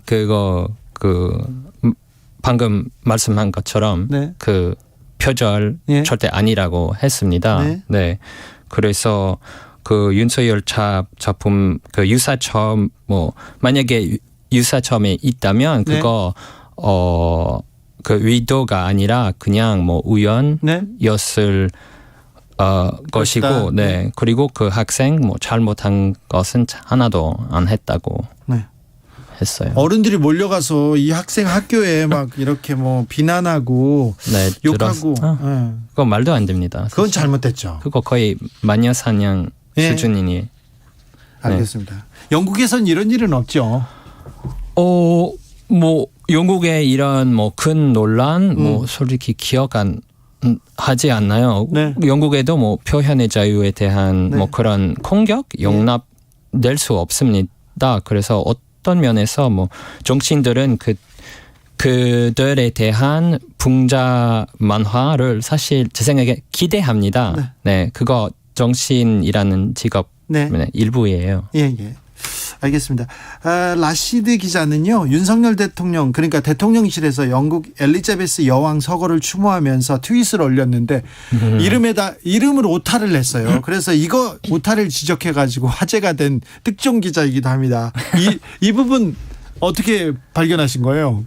아니 그냥 바로 봐서 조금 놀랐어요. 왜냐면 이름이 틀렸어요. 네, 이름이 틀렸고 그리고 문장 그리고 뭐 그 문장 문법도 조금 이상 어색하고. 네. 근데 사실 이 사건 처음 아니거든요. 아, 그래요? 예전에도 실수나 뭐 이상한 문장, 예? 문법 그런 사례 많았고 뭐 고르바체프 전 소련 그 네. 대통령 네. 그 사망했을 때 또 대통령실이 실수 뭐 때문에 2번, 3번 정도 그 트위터를 다시 올렸어요. 예? 그래서 그거 프로페셔널 뭐 하지 않아. 하나도 않고 예. 네 그리고 그 나라를 대표하는 뭐 대통령 계정에서 이런 실수 이런 아마추어 실수 어떻게 그렇죠. 어떻게 가능해요? 네. 좀 부끄럽네요. KJ님께서 예전부터 라시드 기자님 트위터 잘 보고 있습니다. 이런 분이 있네요. 대통령이 영국에 가서 여왕 조문하러 갔다가 조문을 안 한 걸 가지고 네. 굉장히 우리나라 예절에는 맞지 않다 해가지고 좀 비판이 있었습니다. 네. 어떻게 보셨습니까? 뭐 개인적으로 뭐 다른 나라 대통령이 뭐 참배 뭐 하든 안 하든 개인적으로 뭐 별 신경 뭐 별로 그냥 별 생각 안 하는데 뭐 신경 안 쓰는데 다만 그 윤 대통령이 뭐 참배하겠다고 했는데 결국에는 안 하셨어요. 네. 그래서 뭐 다른 세계 지도자들 다 갔는데 예. 네. 근데 뭐 지난주도 뭐 국감에서 그런 네, 내용 지적했었죠. 나왔는데 네. 뭐 식사 때문에 뭐 못 이런 저런 거 네. 때문에 그거 결국에 그것도 그것도 말도 안 됩니다. 사실은. 말이 조금 안 돼요. 영국 사람이 보기에도요? 네, 뭐 해외에서 뭐 아마 큰 뉴스 아니었는데, 네. 근데 이거 한국에서 이거 조금 부끄러운 일이죠. 네네. 그리고는 저 또 이것도 물어볼게요. 네네. 영국에서 이제 미국에 갔어요. 유엔 총회 연설하고 그리고 뭐 미국 대통령 보고 나오다가 네. 얘기 뭐 어떤 뭐 좀 논란이 있었지 않습니까? 비속어 네네네. 논란. 그 부분은 어떻게 보셨어요? 그것도 사실 저 그거 보았을 때 그거 뭐 그런 사건 있을 수 있다고 생각해요. 예, 그리고 예. 뭐 다른 지도자들 그런 사건 뭐 있어요. 있었어요. 예. 그리고 아직도 있고요. 네. 예. 근데 제 첫 반응은 그 대통령실에 뭐 홍보팀 네. 있나? 네. 뭐 그런 전문가 있나? 그런 생각했어요. 왜냐면 뭐 만약에 진짜로 오해가 있었으면 네. 차라리 뭐 저희 뭐 대통령이 이런 말 안 했는데 그 논란을 만들어서 네. 뭐 너무 죄송합니다 네. 정도 그렇죠. 말하면 네. 그거 뭐 끝이인데 그렇죠. 이건 전 세계인들의 상식인데. 근데 계속 그 대통령실의 태도는 네. 계속 뭐 defensive 우리 절대 그런 거 안 했어요. 뭐 네. 그런 거 조금 트렌드인 것 같아요. 네. 좀 그런 것 같죠 지금. 네. 대통령이 유엔 가서 자유 이렇게 계속 얘기했는데 외국 사람들이 윤 대통령이 외치는 자유 어떻게 생각할까요? 라시드 기자는 어떻게 보셨습니까? 물론 자유라는 단어 너무 큰 네.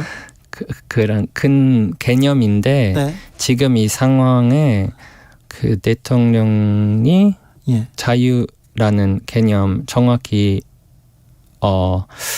무엇인지 예. 모르는 것 같아요. 대통령이 네. 자유의 개념이요? 그러게요. 그게 뭔지 좀 알아내고 싶은데 저도 잘 모르겠습니다. 외국 기자도 잘 모르고 일단은 있군요. 네. 그 자유는 그 언론의 자유 공격 예. 뭐 그리고 표현의 자유 공격 그거 자유 아닌 것 같아요. 그렇죠. 네. 좀 자유가 공격 당하고 있는 것 같아 보입니까? 네. 네. 한국에 오셔서 자유로우시죠? 네, 그 박근혜 대통령 시대보다 더 네. 나아졌어요. 나아지고 있습니까? 네. 그러고 있습니다. 한국 사회는 나아지고 있습니까? 그런 것 같아요. 그래요? 네네. 지금은 어떻습니까? 사실 뭐 제 생각에는 한국에 처음 왔을 때보다 사람들 그 목소리를 더 크게 내고 있어요. 예. 그래서 말도 안 되는 것을 다 이제 참을 수 없고 그리고 변화를 요구하는 사람 더 많아졌어요. 네. 그래서 사회가 더 나아가고 있다. 네, 좋은 방향에 가고 있어요. 친구분들이나 외신 기자들이 다 보기에도 좀 비슷하게 생각합니까? 한국 사회는 나아지고 있다? 네, 그런 것 같아요. 네. 코로나 대응도 잘 하고 있습니까? 네네. 그건 확실합니까? 그것도 다른 나라보다 훨씬 그 정부의 반응 훨씬 대응이 좋아요. 네. 좋았어요. 네네. 그럼 뭐가 문제입니까? 한국 사회는 이거는 좀 고쳤으면 좋겠다 그런 거 있습니까? 한국 여성들의 태도가 좀 문제입니까? 네. 라시드 기자를 너무 좋아해서 지금 문제입니까? 네. 그런 거 성차별 같은 거 너무 심각하고. 그렇죠. 남녀 성평등 성차별 이거는 좀 문제가 있죠. 네, 사실 뭐 그게 보면 차별 그것도 너무 큰 문제라고 생각하는데 최근에 스토킹 그 범죄가 계속 이어지는데 한국에서는요 애인이나 부부였잖아요. 부부인데 헤어지면 그래도 헤어지는데 그 폭력을 가하고 계속해서 문자를 보내고 위협을 가하고 그런데 경찰이나 공권력이 잘 대응하지 못해가지고 지금 피해자가 계속 나오고 있거든요. 이런 부분은 조금 영국이나 선진국에 비해서 조금 뒤떨어진 것 같아요. 근데 사실 뭐 그 사건 너무 슬펐는데 네. 어디를 뭐 세계 어디를 가도 아쉽지만 이런 사건 뭐 나타날 수 있지만 근데 문제는 그 반응 아니면 그 태도 뭐 예를 들어 그날 뭐 그 여가부 장관이 그 신당역에 가서 뭐 이거 뭐 성차별 뭐 그거 아니다. 절대 아니다 뭐 그런 말을 할 때 그거 조금 이해하기가 쉽지 이해 못했어요. 아, 그러니까요. 그 여가부 장관으로서 어떻게 그런 말을 할 수 있나? 네, 그래서 물론 세계 어디를 가도 그런 문제 있는데 그 반응 그리고 그 해결 정책 제 생각에 그것도 중요하지만 한국은 아직 좀 그래요. 다른 분야에서는 경제도 그렇고요, 문화도 그렇고 다른 분야에서는 계속 세계 선도적으로 선진국에 진입하고 있는데 성평등, 특별히 여성들이 굉장히 사회생활하기 힘들고 사회생활을 이어가기 어려운 이런 내용, 이런 부분은 조금 미진한 것 같습니다. 김현숙 장관이 이 사건을 뭐 젠더 갈등으로 보는 거는 동의하지 않는다. 이 부분은 조금 걸리셨군요. 네, 알겠습니다. 한국 언론은 어떻게 보십니까? 한국 언론은 어느 정도 수준이 어떤 것 같습니까? 한국 언론 뭐 문제 많죠. 언론은 좀 문제죠. 그 어디서 시작할 수 있을까? 네. 언론에 너무 문제 너무 많은데 뭐 예를 사실 저는 매일 뭐 뉴스 볼 때 뉴스 읽으면서 뭐 이 출처 어디야 뭐 그런 질문 너무 물어보고 뭐 A 씨 누구야 그 소통 뭐 그 익명 사람 누구야 그런 질문 너무 물어보고 있고 그리고 뭐 내용 제 생각에는 그 팩트 체크 그런 것도 잘 안 하죠. 부족해요. 네, 부족하죠. 그렇죠. 언론이 조금 나아지면 한국 사회가 나아질 텐데요. 네, 근데 뭐 그거 어떻게 해결할 수 있을까요? 어떻게 해결할까요? 한국 언론 문제는. 네, 근데 사실 제 생각에 문제 하나 가장 큰 문제 중에 하나는 그 포털 웹사이트 그거 뭐라고 해야지 한 웹사이트에서 그냥 그 뉴스 다 한 곳에서 소비할 수 있잖아요. 그거 문제예요. 그거 뭐 편리하죠.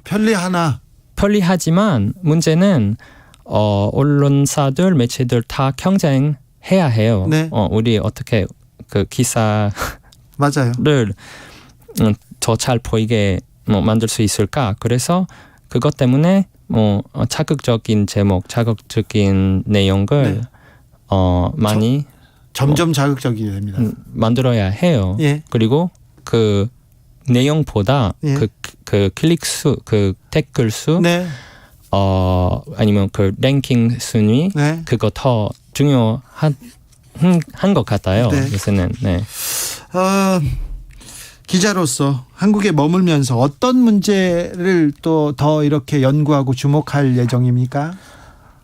사실 뭐 제가 다루고 싶은 문제 너무 많은데 요새는 제가 진짜 다루고 싶은 주제는 그 중에 하나는 그 종교와 정치의 연관성, 그 관계. 그 부분은 제가 전문이에요. 아, 그래요? 네. 그러면 같이 콜라보레이션 할까요? 그러니까요. 종교와 정치.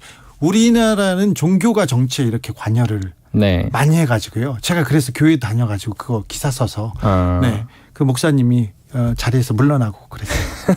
그거 뭐 예를 들어 뭐 지금 일본 뭐 같은 나라에서 그 정치인들 그 종교와의 깊은 관계, 그런 반성하고 있는데 요새는 특히 뭐 한국은 안 그렇습니다. 한국에서도 그런 거 가능한지 조금 궁금해요. 10월 3일인데 오늘 광화문에서 대규모 집회가 있었는데 또 그 정광훈 목사가 주도했는데 일부 목사님들이 정치에 보수 정치와 또 정치권에 굉장히 큰 영향을 미치고 있어서요. 네, 근데 그거 한국에 뭐 10월 10일입니다. 죄송합니다. 10월 10일. 그거 그 일부 종교는 정치 차원에서 많은 힘을 많은 파워 가지고 있는데 대다수의 사람들을 대표한다고 주장하는데 그렇지 않죠. 그래서 그거 조금 더 네. 주목을 네. 조금 더. 그 연구는 저 라시드 기자님하고 저하고 좀 고민을 해보고 또 우리가 좀 결과를 내죠. 네. 조성빈님께서 정치인들이 하는 말보다 기자님 라시드 기자님이 한국말 하는 게 훨씬 알아듣고 편해요. 이렇게. 그래요? 얘기 잘 들었다고요. 감사합니다. 네. 오늘 감사합니다. 라파엘 라시드 기자와 함께했습니다. 네, 감사합니다. 네. 정치 피로, 사건 사고로 인한 피로, 고달픈 일상에서 오는 피로. 오늘 시사하셨습니까? 경험해보세요. 들은 날과 안 들은 날의 차이. 여러분의 피로를 날려줄 저녁 한 끼 시사 추진우 라이브.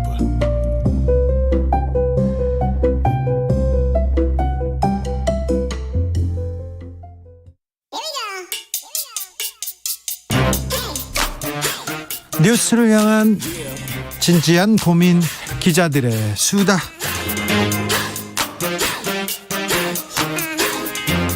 라이브 기자실을 찾은 오늘의 기자는 은지옥이요. 시사인 김은지입니다. 오늘 준비한 첫 번째 뉴스부터 가봅니다. 네, 속칭 라임 술 접대 검사들에 대한 징계가 아직 이루어지지 않았습니다. 아직도요? 네. 사건 관계인한테 접대를 받았어요. 룸사롱에서 접대를 받았는데 법원에서 무죄가 났는데 이거 징계한다고 했지 않습니까? 왜 안 합니까? 왜 그런가요? 네, 법원 판결이 확정될 때까지 미루겠다라고 하는 상황인 건데요. 말씀하신 것처럼 이미 해당 재판의 1심이 무죄가 난 바가 있습니다. 지난주에 전해드렸는데요. 그렇죠. 100만 원 이상 술접대 받은 사람은 2명. 2명인가요? 아니요. 그러니까 나누기 그러니까 인원을 더 더해서요. 그렇죠. 결과적으로 모두가 100만 원 이하다라는 결론을 그래서 내렸습니다. 2명만 기소했는데 근데 2명이 중간에 술 먹으러 왔기 때문에 그 사람들도 한두 잔 먹었으니까 그 사람들도 몇십만 원 먹은 거야. 그래서 다 100만 원 이상 술 먹지 않았어. 그런 신기한 계산법으로 다 무죄를 줬어요. 네, 그래서 이제 검찰이 항소를 한 바가 있는데요.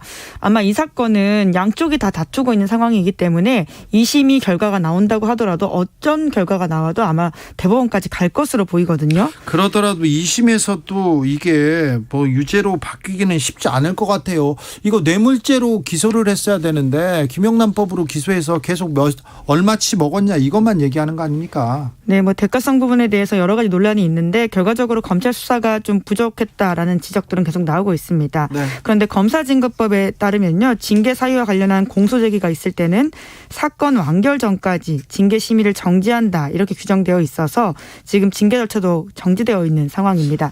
불기소가 되었어도 그렇죠. 술 접대를 받았던 사람도 징계 사유가 되거든요. 그렇죠. 그럼에도 불구하고 다 같이 지금 멈춰 있는 상황입니다. 접대를 받은 건 사실로 밝혀졌잖아요. 네, 특히 이제 1심 판결문에 보면 굉장히 접대 사실들이 상세하게 나와 있습니다. 네. 저도 이번 주 시사인 기사에 좀 그런 내용들을 상세하게 실었는데요. 좀 봅시다. 네, 판결문 내용 보시면 그대로 인용을 해보겠습니다. 유흥주점 1호실 술값은 합계 536만 원. 하루 저녁에 536만 원치 술 먹는다고요? 네, 머물렀던 시간들이 총 합쳐도 한 4시간 정도가 조금 넘거든요. 이제 그래도 거기에 주대가 240만 원이고 추가 요금이 296만 원인데. 추가 요금은 뭐죠? 네, 추가 요금 같은 경우에는 여종업원 비용 96만 원, 가로하고 8명 곱하기 12만 원이라고 되어 있고요. 판결문에 그대로 나와 있긴 합니다만은 아마 이게 비속어인 것 같아서 막내 마담이라고 이해해야 될 것 같은 단어인데요. XX 마담입니다. 저희는 저희 비속어 안 씁니다. 네. 네. 근데 판결문에 그대로 쓰여 있긴 합니다. 아마 그렇죠. 업계의 은어 혹은 비속어인 것 같은데요. 그런데 또 막내 마담 이거는 아닌 것 같아. 막내를 뜻하는 이 어떤 맥락상은 막내를 뜻하는 것 같습니다. 알겠어요. XX 마담 그게 이해가 편하실 거예요. 예. 그리고 웨이터 비용을 합쳐서 25만 원. 그리고 25만 원요? 네. 그리고 보도 아가씨 3명 비용이 140만 원. 보도는 취재 보도가 아닙니다. 네, 여기 실제로 이후에 설명이 나옵니다. 네. 이따 말씀을 드릴 텐데요. 네. 밴드 비용도 35만 원이다라는 것이고요. 예. 또 다른 판결문 내용들을 보시면 땡땡땡 마담에 따르면 유흥주점 소속 여종업원의 경우 10분 단위로 한 명씩 교체해서 들어가므로 접대 등을 위해서 특별히 여성 적개본을 많이 부르고자 하는 경우에는 외부에서 속칭 보도 아가씨라고 부르는 여성을 요청하는데 비용은 기본 3시간에 40만 원이고 예. 시간 초과 시 시간당 10만 원씩 추가된다. 이런 내용들이 아주 상세하게 쓰여 있고요. 네. 뿐만 아니라 이제 피고인 김봉현 라임 사건의 핵심으로 꼽히는 전 스타모빌리티 회장이라는 사람인데요. 네. 이 사람이 수사기관에서 진술한 바에 따르면 피고인 이땡땡 특수부 검사 출신 변호사로부터 후배 검사 3명과 함께 갈 것이니 이 사건 유흥주점에 방을 잡아달라 연락을 받아서 땡땡땡 마담에게 미리 보도 아가씨를 요청하였다고 진술하였다. 또 다른 판결문 내용은 이렇습니다. 이 사건 유흥주점을 포함한 소위 템프로 유흥주점들은 협의회를 구성해서 술값, 직원 월급, 예약 방식 등에 대해서 협의 결정하고 위반 시 벌금을 부과하는 등 템프로 유흥주점의 술값 계산법은 특별한 사정이 없는 한 동일하다. 그러니까 정말 상세하게 어떻게 접대가 이루어졌는지가 나와 있습니다. 네, 알겠어요. 근데 왜 징계를 안 합니까? 대검에서 징계하라고 했지 않았나요? 네, 이제 징계 의결을 한 바가 있는데요. 말씀처럼 검사가 민원인에게 거액의 향응을 제공하는 것은 직무상 심각한 위반이라고 할 수 있거든요. 뇌물이죠. 네, 이제 물론 이제 형사법적으로는 검사들이 그렇게 판단하지 않아서 기소가 된 건 아닌데요. 검사들이 죄를 묻지 않으면 죄가 없습니다. 그런데 아무튼 이건 법률적으로 뇌물이 맞습니다. 네, 법무부에서는 우선은 1심 판결문 먼저 확보해서 분석하고 징계심의위원회 위원장이 소집 여부를 검토하게 될 것이다. 이렇게 한겨레 신문에 밝혔다라고 합니다. 네, 그 검사들이 룸사롱에서 접대받은 사건 국민들은 다 알고 있습니다. 그 당시에 수사를 받던 검사들이 다 거짓말하고 핸드폰을 버리고 없앴던 것도 다 기억하고 있습니다. 그리고 그 당시에 만약에 검사들이 접대를 받았다면, 향응이 있었다면 사과하겠다는 윤석열 전 검찰총장의 말도 기억하고 있습니다. 박민호 님이 이게 검찰들 회식에서 나올 단어입니까? 검사들만 룸사롱에서 회식을 하는 문화가 아직도 남아있고요. 후배들 데리고 가서 공짜 술 먹는 문화가 아직도 있었다는 게 굉장히 놀랍습니다. 네, 이 사건 발생은 2019년 7월이긴 합니다. 네, 놀랍습니다. 네, 지금은 조금이라도 달라지기를 바라야 될 텐데요. 네. 그렇기 때문에 더욱더 이런 사건들이 엄중하게 처리돼야 된다는 것들을 계속 좀 전해드리도록 하겠습니다. 네, 계속 저희가 말하고 있습니다. 김은지 기자가 주로 말하고 있고요. 저는 거들고 있을 뿐입니다. 네. 검사님들 유념해 주십시오. 예, 사실관계만 전달해드리고 있습니다. 그런데 검사님들 그러면 안 돼요. 아직도 룸사롱에서 공짜 술 얻어먹고 그러면 안 됩니다. 누가 지금 술 먹으러 가는지 다 알아요. 그거 다 적어놓고 있어요. 다 귀에 들어옵니다. 다 저도 적어놓고 있어요. 네, 한번 보시자고요. 다음 뉴스로 가보십시다. 네, 법원의 내부 징계도 솜방망이다, 이런 지적이 나왔습니다. 제가 취재를 한번 한 적이 있었는데 행정법원 판사가 술을 먹다가 웨이터가 오니까 웨이터를 때린 거예요. 그렇다고 경찰한테 적발됐는데 내가 판사야 그러니까 경찰에서 얼른 가시죠 이렇게 해서 봐준 그런 사례가 있었어요.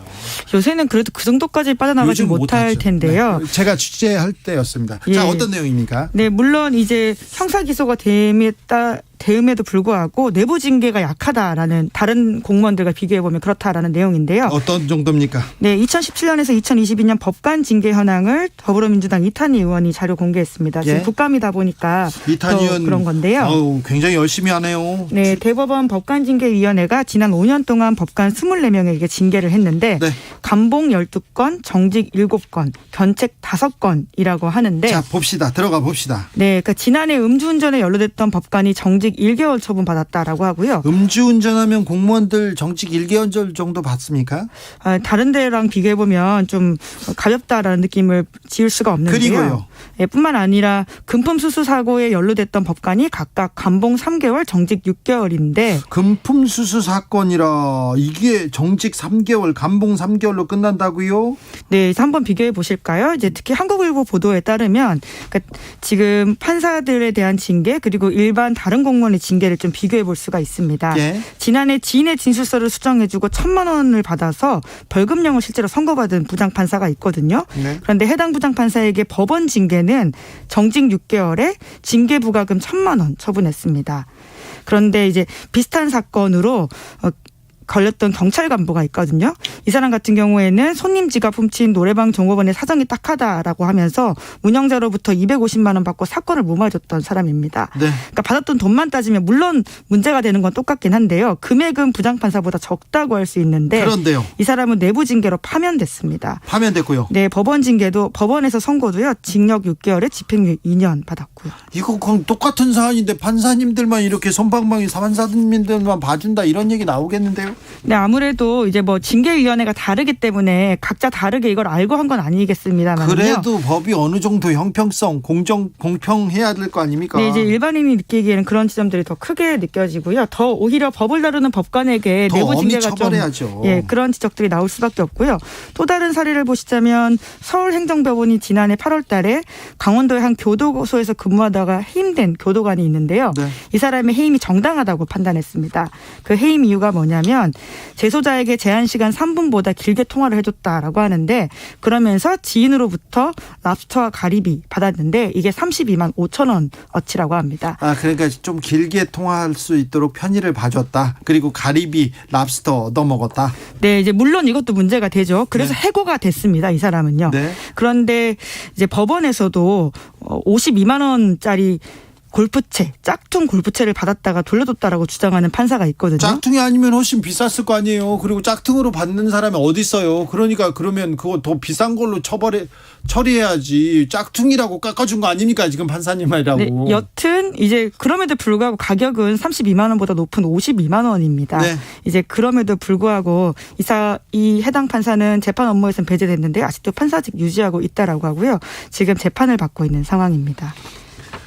재판을 받고 있는데 판사직을 유지한 채 재판을 받고 있습니까? 네, 그렇다라고 합니다. 이 판결이 공정하게 내려질까요? 지금 판사님, 검사님들 자기 편만 이렇게 자기 동료만 이렇게 봐주는 걸 보면 판사, 검사를 좀 무섭게 보는 게 아니라 우습게 볼 것 같다 이런 생각도 조금 해봅니다. 마지막으로 만나볼 뉴스는요? 네, 러시아 본토와 크림반도를 잇는 크림 대교가 있는데요. 여기에 폭발 사건이 일어났습니다. 러시아의 자존심 막 그러는데 막 다리에 막 폭발물 터지고 붕괴되고 영화의 한 장면 같더라고요. 네, 특히나 이제 핵심 보급로 중에 하나이기 때문에 더욱더 지금 집중이 되고 있는데요. 네. 말씀처럼 원래는 우크라이나 영토였던 크림반도를 러시아가 2014년 점령 강제 병합했던 곳의 상징과 같은 곳입니다. 그러다 보니까 푸틴의 야욕이라고도 불리기도 하고요. 굉장한 욕심으로도 지목되고 있는 곳인데 거기가 폭발했다라고 하는 것이 주는 상징성이 아주 크기 때문에 전 세계가 주목을 하고 있습니다.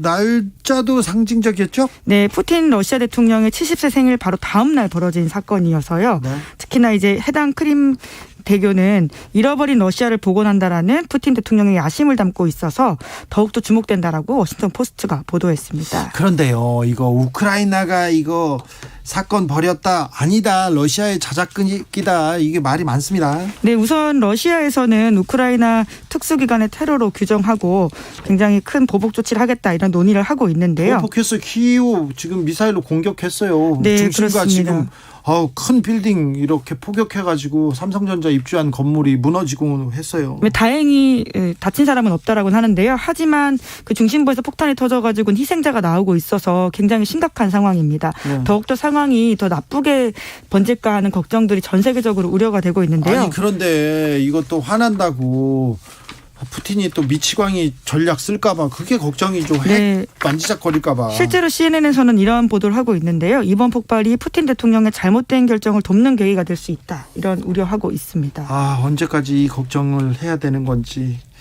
푸틴, 러시아, 우크라이나 참 걱정됩니다. 여기까지 하겠습니다. 내일 김재동 온다고 했더니 질문과 고민 상담 계속 이어집니다. 오명옥님께서 결혼하지 않으신 스님께서도 연애 상담, 부부 상담 많이 하시잖아요. 그러면 근데 김재동은 전문가지 않습니까? 4831님 제 고민은 너무 작고 일반적인 것이라 말하기 부끄럽습니다. 어떤 날 쉬면 어떻게 하면 쉬는 날 알차고 의미 있고 재미있을까 이런 거 생각하는 이거 큰 고민인 것 같은데 네, 김재동한테 물어보겠습니다. 고민 있으세요 요새? 생각해 보겠습니다. 고민 별로 없구나. 여기서 말하기 애매한 것 같은데요. 네. 이때 끝나고 하시죠. 네. 네. 김은지 기자와 함께했습니다. 감사합니다. 네, 고맙습니다. 교통정보센터 다녀오겠습니다. 김민희 씨. 여전히 사고가 잇따르고 있습니다. 오늘 정체는 밤 11시를 넘어서면서 대부분 풀리겠는데요. 서해안고속도로 서울 방면으로 석임제 부근에서는 사고가 나면서 1차로와 갓길을 막고 처리 작업을 하고 있습니다. 이후로는 당진에서 서해대교 사이와 발안에서 화성휴게소 부근, 다시 매송에서 용담터널 사이로 정체고요. 광명역 부근 1차로에서도 사고가 나면서 이 광명역에서 금천 사이로 더디게 지납니다. 남해고속도로 부산 쪽으로도 하동 부근에서 사고가 있었던 만큼 이 일대로 더딘 흐름 남아있고요. 더 가서는 곤양 졸음쉼터에서 사천터널 사이와 함안에서 산인분기점 부근, 다시 함안 2터널에서 창원 2터널 사이와 이후로는 대저분기점에서 덕천 사이로 속도 줄여 지납니다. 논산 천안고속도로 천안 쪽으로는 정체가 많이 풀렸지만 여전히 연무에서 선운산 사이와 정우터널에서 남풍새 사이로 모두 28km 구간에서 정체입니다. 그 밖에 경부고속도로 서울 방면으로는 모두 49km 구간에서 정체인데요. 청주에서 청주휴게소 사이와 천안에서 북천안 부근, 다시 안성에서 남사 진위 사이 정체가 특히 심합니다. KBS 교통정보센터였습니다.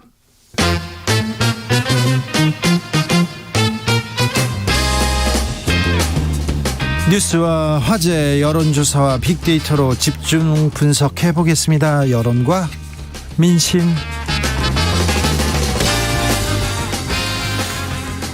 이강윤 한국사회여론연구소 소장 어서 오세요. 안녕하세요. 전민기 한국인사이트 연구소 팀장 어서 오세요. 네, 반갑습니다. 네. 8891님께 주 기자님, 쓰레기는 비속어라고 하시고는 미치광이라고 하면 어떡합니까? 지금 미치광이 전략을 쓴다는 거지 미치광이라고는 참나. 푸틴 이거 걱정입니다. 네. 더 바른말 고운말 쓰도록 노력하겠습니다. 이렇게 지적하시면 저는 무조건 사과하겠습니다. 네. 죄송합니다. 국감 이렇게 이어집니다. 국감이 매우 중요합니다. 국회의원들이 국민의 대표로 이 기관들이, 이 공무원들이 일 잘하고 있는지 따져보는 건데요. 국감에서 막말 사건, 다른 얘기로 지금 윤석열 차로 이렇게 눈코 뜰 새 없습니다. 아무튼 국감 이렇게 사람들 관심을 가져야 되는데 어떤 부분에 대해서 관심이 큽니까? 전민기 팀장님. 네, 일단 국감 언급량이 6만 8천여 건이라 예년에 비해서는 좀 관심도가 많이 떨어져 있습니다. 예. 이게 이제 전체 블로그, 뉴스, 트위터 그리고 인스타그램 등등 SNS에서 키워드를 추출해서 네. 텍스트 마이닝 기법으로 했거든요. 네. 보통 이제 국감 기간이 되면 이게 약간 양날의 검 같긴 한데 이슈되는 것들이 좀 있었어요. 그렇죠. 증인이라든지 아니면 동물 데리고 나온다든지. 네. 이제 그런 쪽으로 해서 사실은 사람들의 관심이 일단은 유입이 돼야. 그렇죠. 국감장에서 예. 어떤 논쟁이나 국감장에서 어떤 이슈가 벌어지죠. 그렇습니다. 그래서 사실은 그것으로부터 파생돼서 네. 다른 발언들이 함께 연쇄적으로 관심을 받아야 되는데 네. 지금은 이 연휴가 일단 2주째 끼어 있었고요. 예.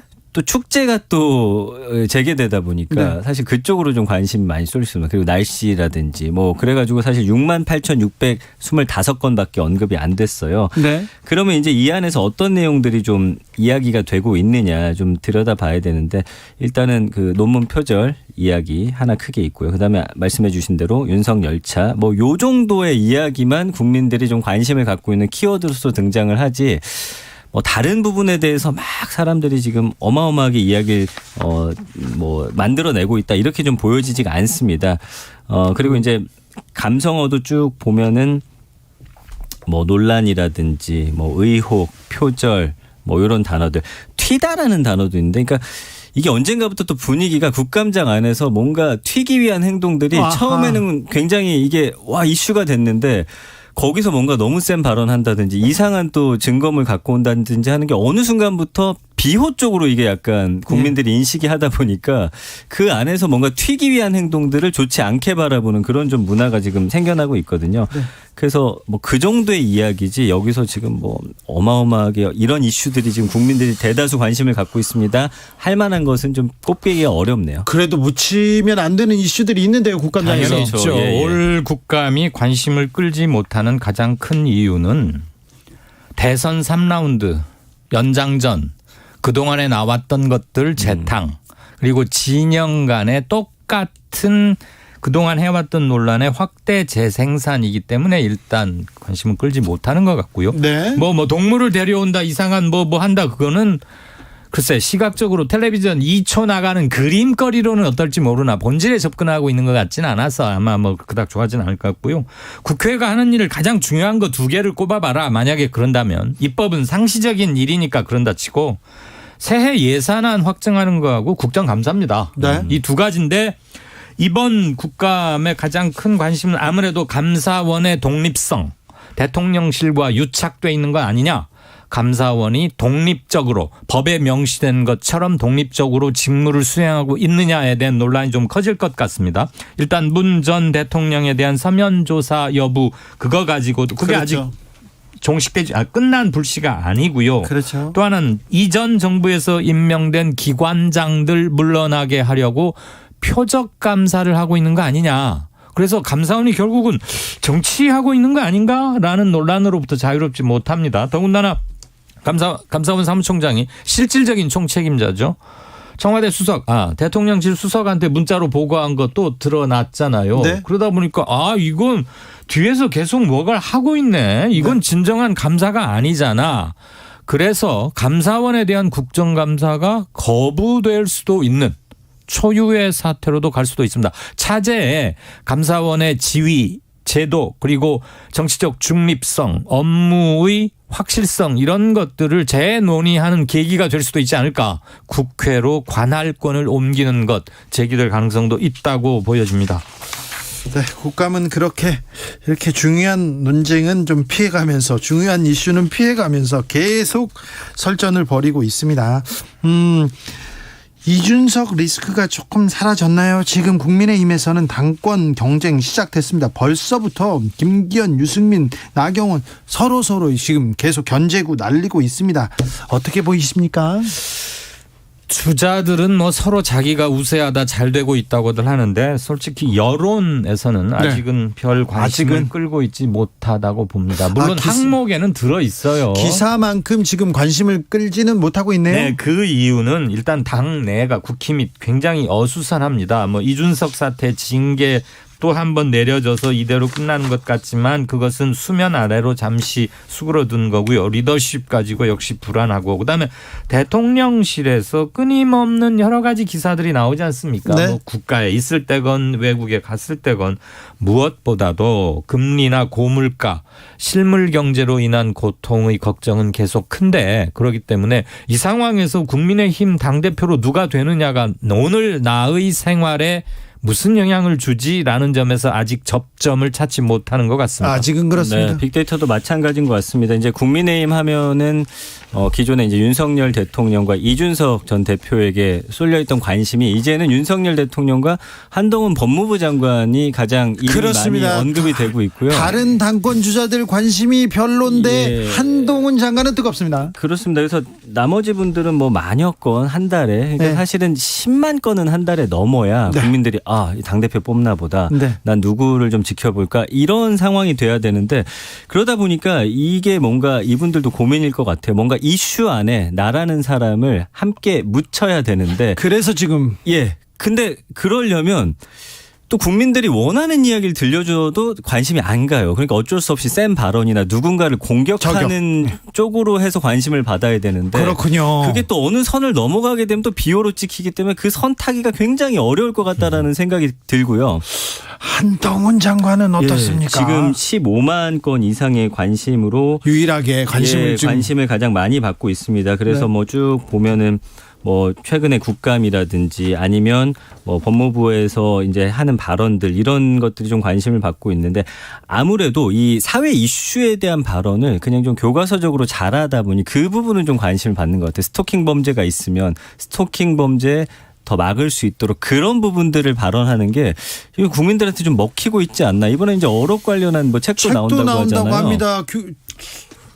제가 지금 그걸 보고 있는데 책 제목은 한동훈 스피치라고 하네요. 크라우드 펀딩 방식이니까 그냥 내가 내 돈 내고 이렇게 뭐 자가 시집 내는 그런 형태는 아니고요. 크라우드 펀딩이 흔한 형태는 아닙니다만 요즘 많습니다. 그렇게까지 뭐 자세하게 설명할 필요는 없는 것 같은데. 그 우리가 어록, 스피치 뭐 이런 것 하면은 대개는 원로, 대가 뭐 이런 것들이 떠올랐던 게 일반적이지 않습니까? 네. 근데 그 점에서 저는 조금 좀 희한하다는 생각은 들었고요. 아마도 한동훈 신드롬이라고도 일각에서는 표현하고 있는데 이런 점이 아닌가 싶어요.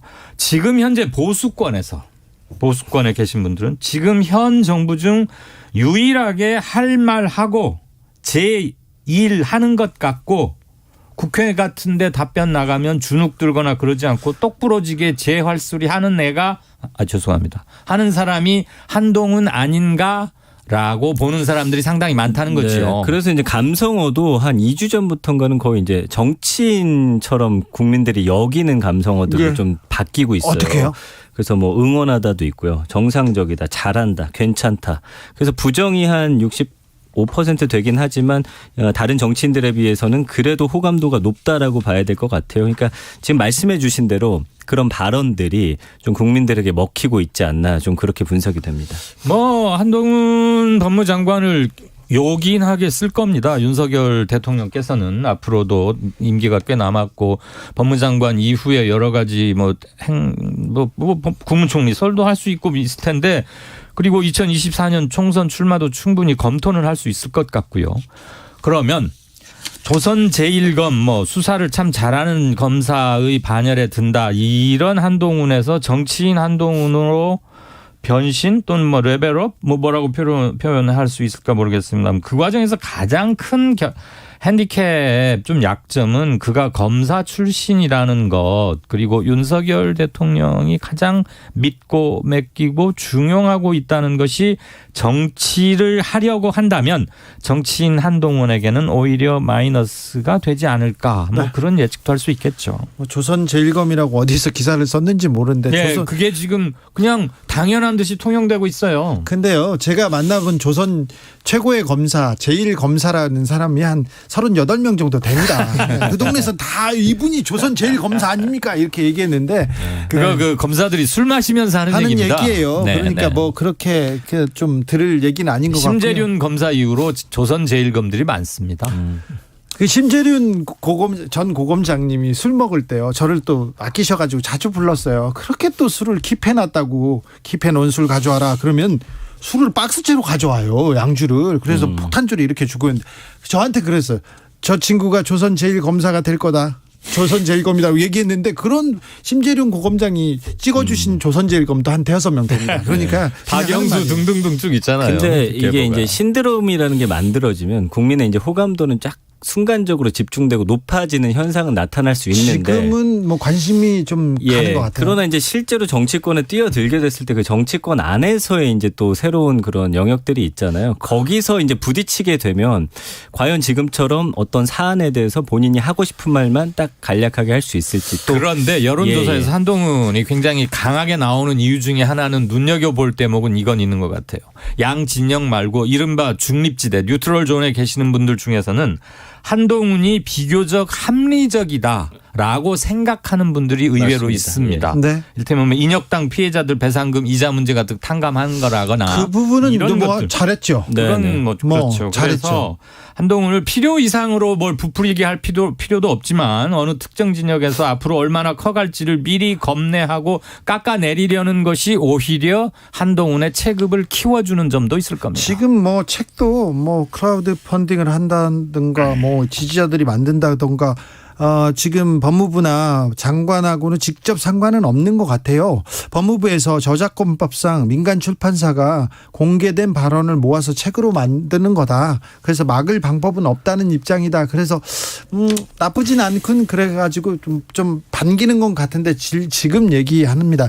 최필규님께서 조선 제1검은 홍준표 아닙니까? 이렇게 얘기하는데 그분 얘기는 못 들어봤습니다. 제가 사실 제가 홍준표 시장하고 오랫동안 알고 지냈는데 조선 제1검은 아니었던 것 같아요. 네. 조성빈님께서 윤 대통령 어록보다 순한 맛이면 흥행 어렵지 않을까요? 얘기하는데 그런데 홍준표 전 검사, 윤석열 전 검사의 어록보다 지금 한동훈 어록이 지금 각광을 받고 있다는데 이게 어느 정도인지는 좀 지켜봐야 될 것 같습니다. 조선 제1검은 누구죠? 지금 계속 올리고 계신데 다 그런 분들 많았어요. 그런 분들 많았으니까 가겠습니다. 근데요, 한동훈 장관에 대한 관심이 언제까지 좀 이어질 것 같습니까? 저는 국민의힘이 계속 저렇게 리더십의 소용돌이 속에서 질서를 잡지 못하고 양 진영 간에 계속 그다음에 윤석열 대통령의 국정운영 지지도나 이른바 인기가 회복되지 못하면 관심은 한동훈에게 쏠릴 가능성이 계속 있다고 봅니다. 그런데 소장님, 네. 팀장님한테도 질문입니다. 네. 검사 출신 윤석열이 정치에 와서 능력을 보여주지 못하고 정치를 보여주지 못하고 있어요. 실종됐다는 말까지 보이고요. 예. 잘 못하고 있는데 그러면 후배 검사도 정치인으로 이거는 그러면 선배가 못하면 후배는 그러니까 악영향을 받는 게 맞는데 그렇죠. 그나마 현 정부에서 제대로 하는 친구는 저 사람 같애라는 일군의 심리가 있을 수 있고 동시에 한동훈이가 윤석열처럼 똑같이 주목받고 한 칼 한다는 검사 출신이어서 더 그게 큰 핸디캡이 될 수도 있다. 그렇죠. 얘기죠. 저는 오히려 만약 윤석열 대통령이나 현 정부가 국민들로부터 더 큰 지지를 받고 관심을 받았다면 이런 신드롬이 안 생겼다고 보는 거죠. 그래프상으로 볼 때 계속 이제 뭐 실수라든지 헛발질 할 때마다 한동훈 그 법무부 장관에 대한 그래프는 조금씩 상승, 언급량이 계속 올라가고 있어요. 과거에 봤을 때 어떤 한 인물이 정치권에서 너무 갑자기 꼭지점을 꽉 찍는 정도의 관심도를 한 번에 받으면 사실 그건 내려가기 마련이거든요. 그런데 지금 차차차차 올라가고 있다는 게 그래도 좀 뭔가 기반을 다지고 있지 않나. 그래도 윤석열 한동훈은 한 묶음 아닌가요? 그래서 정치적 공동체 아닙니까? 그런데 보수 진영에 계신 분들에게는 한동훈 법무장관이 일종의 카타르시스를 주고 있는 것은 사실입니다. 나 지금 그 야당에 대해서 야당 의원들을 말로써 몇 번 제압했다 이거죠. 예, 뭐 2모, 3M 등등등 해가지고 아무튼 국회 나갈 때마다 조금씩 커져요. 아무튼 좀 이해할 수 없는 대목이 많아요. 오늘도 보수 집회를 광화문 광장에서 열었는데 아직도 박근혜 전 대통령 탄핵이 잘못됐다고 얘기를 하면서 그러면서 윤석열 대통령을 외치고 있는데 이게 앞뒤가 안 맞는데 왜 저분들 저럴까 얘기했는데 또 이것도 이성보다는 또 다르게 갈 수도 있죠. 아무도 탈당하지 마라. 이준석 전 대표는 좀 관심이 어떻습니까? 민심의 저변은 나 이준석에게 있다. 그리고 국민의힘은 나의 정치적 근거다. 나? 여러분은 일각의 예상과는 달리 나는 절대 나가지 않고 싸우겠다. 뭐 이런 얘기인데 한마디로 말하면 게임 아직 안 끝났다. Game is not over고 결국은 자신이 이기거나 또는 현 정부를 성공을 막을 수도 있다는 자신감에서 비롯된 거 아니겠어요? 계속 가자는 얘기일 겁니다. 그런데 이거는 갈수록 그 파급력은 줄어들 것 같습니다. 바로 관심이 좀 떨어지죠? 네, 이미 그 한 달 언급량이 51,383건, 과거에 20만 건 이상 보였던 거에 비하면 이준석 전 대표에 대한 관심은 예전 같지 않다라는 좀 생각이 들고요. 또 앞으로 어떻게 전면전에 나서서 뭐 SNS나 이런 걸 활용해서 이슈의 중심에 올라올지 모르겠지만 현재로선 그렇다 말씀드리겠습니다. 이준석 전 대표 싸우지 않는 또 이준석에 대한 관심은 줄어들고 있습니다. 너무 길었어요. 네. 이강윤, 전민기 이강윤 두 분 감사합니다. 고맙습니다. 이준석 대표는 사라지나. 그런데 또 관심도 다시 사라지나 이런 또 생각도 하고 궁금한 점이 많아요. 국민의힘 김재동한테 고민을 묻으면 어떨까요? 내일 코너에. 그래요? 그럼 재밌겠네요. 그 방법이겠는데. 아까 계속 김재동 코너 얘기하시던데 몇 시에요? 내일 6시부터 할 예정입니다. 저는 찐 팬입니다. 김재동의 찐 팬. 그렇습니까? 네. 모든 사람 사실 연애 상담 전문인데요. 본인은 못했지만 많은 사람들의 연애담을 들었기 때문에 또 거기에서 또 지혜를 줍니다. 이준석 전 대표의 고민 해우소를 적극 추천합니다. 한번 물어봐야 되겠네요. 전민기 팀장도 관심사 있습니까? 고민사. 연애 이야기면 뭐 좀 들어보고 싶네요. 연애 이야기면? 네. 알겠습니다. 주진우 라이브 여기서 인사드리겠습니다. 저는 내일 오후 5시 5분에 돌아오겠습니다. 지금까지 주진우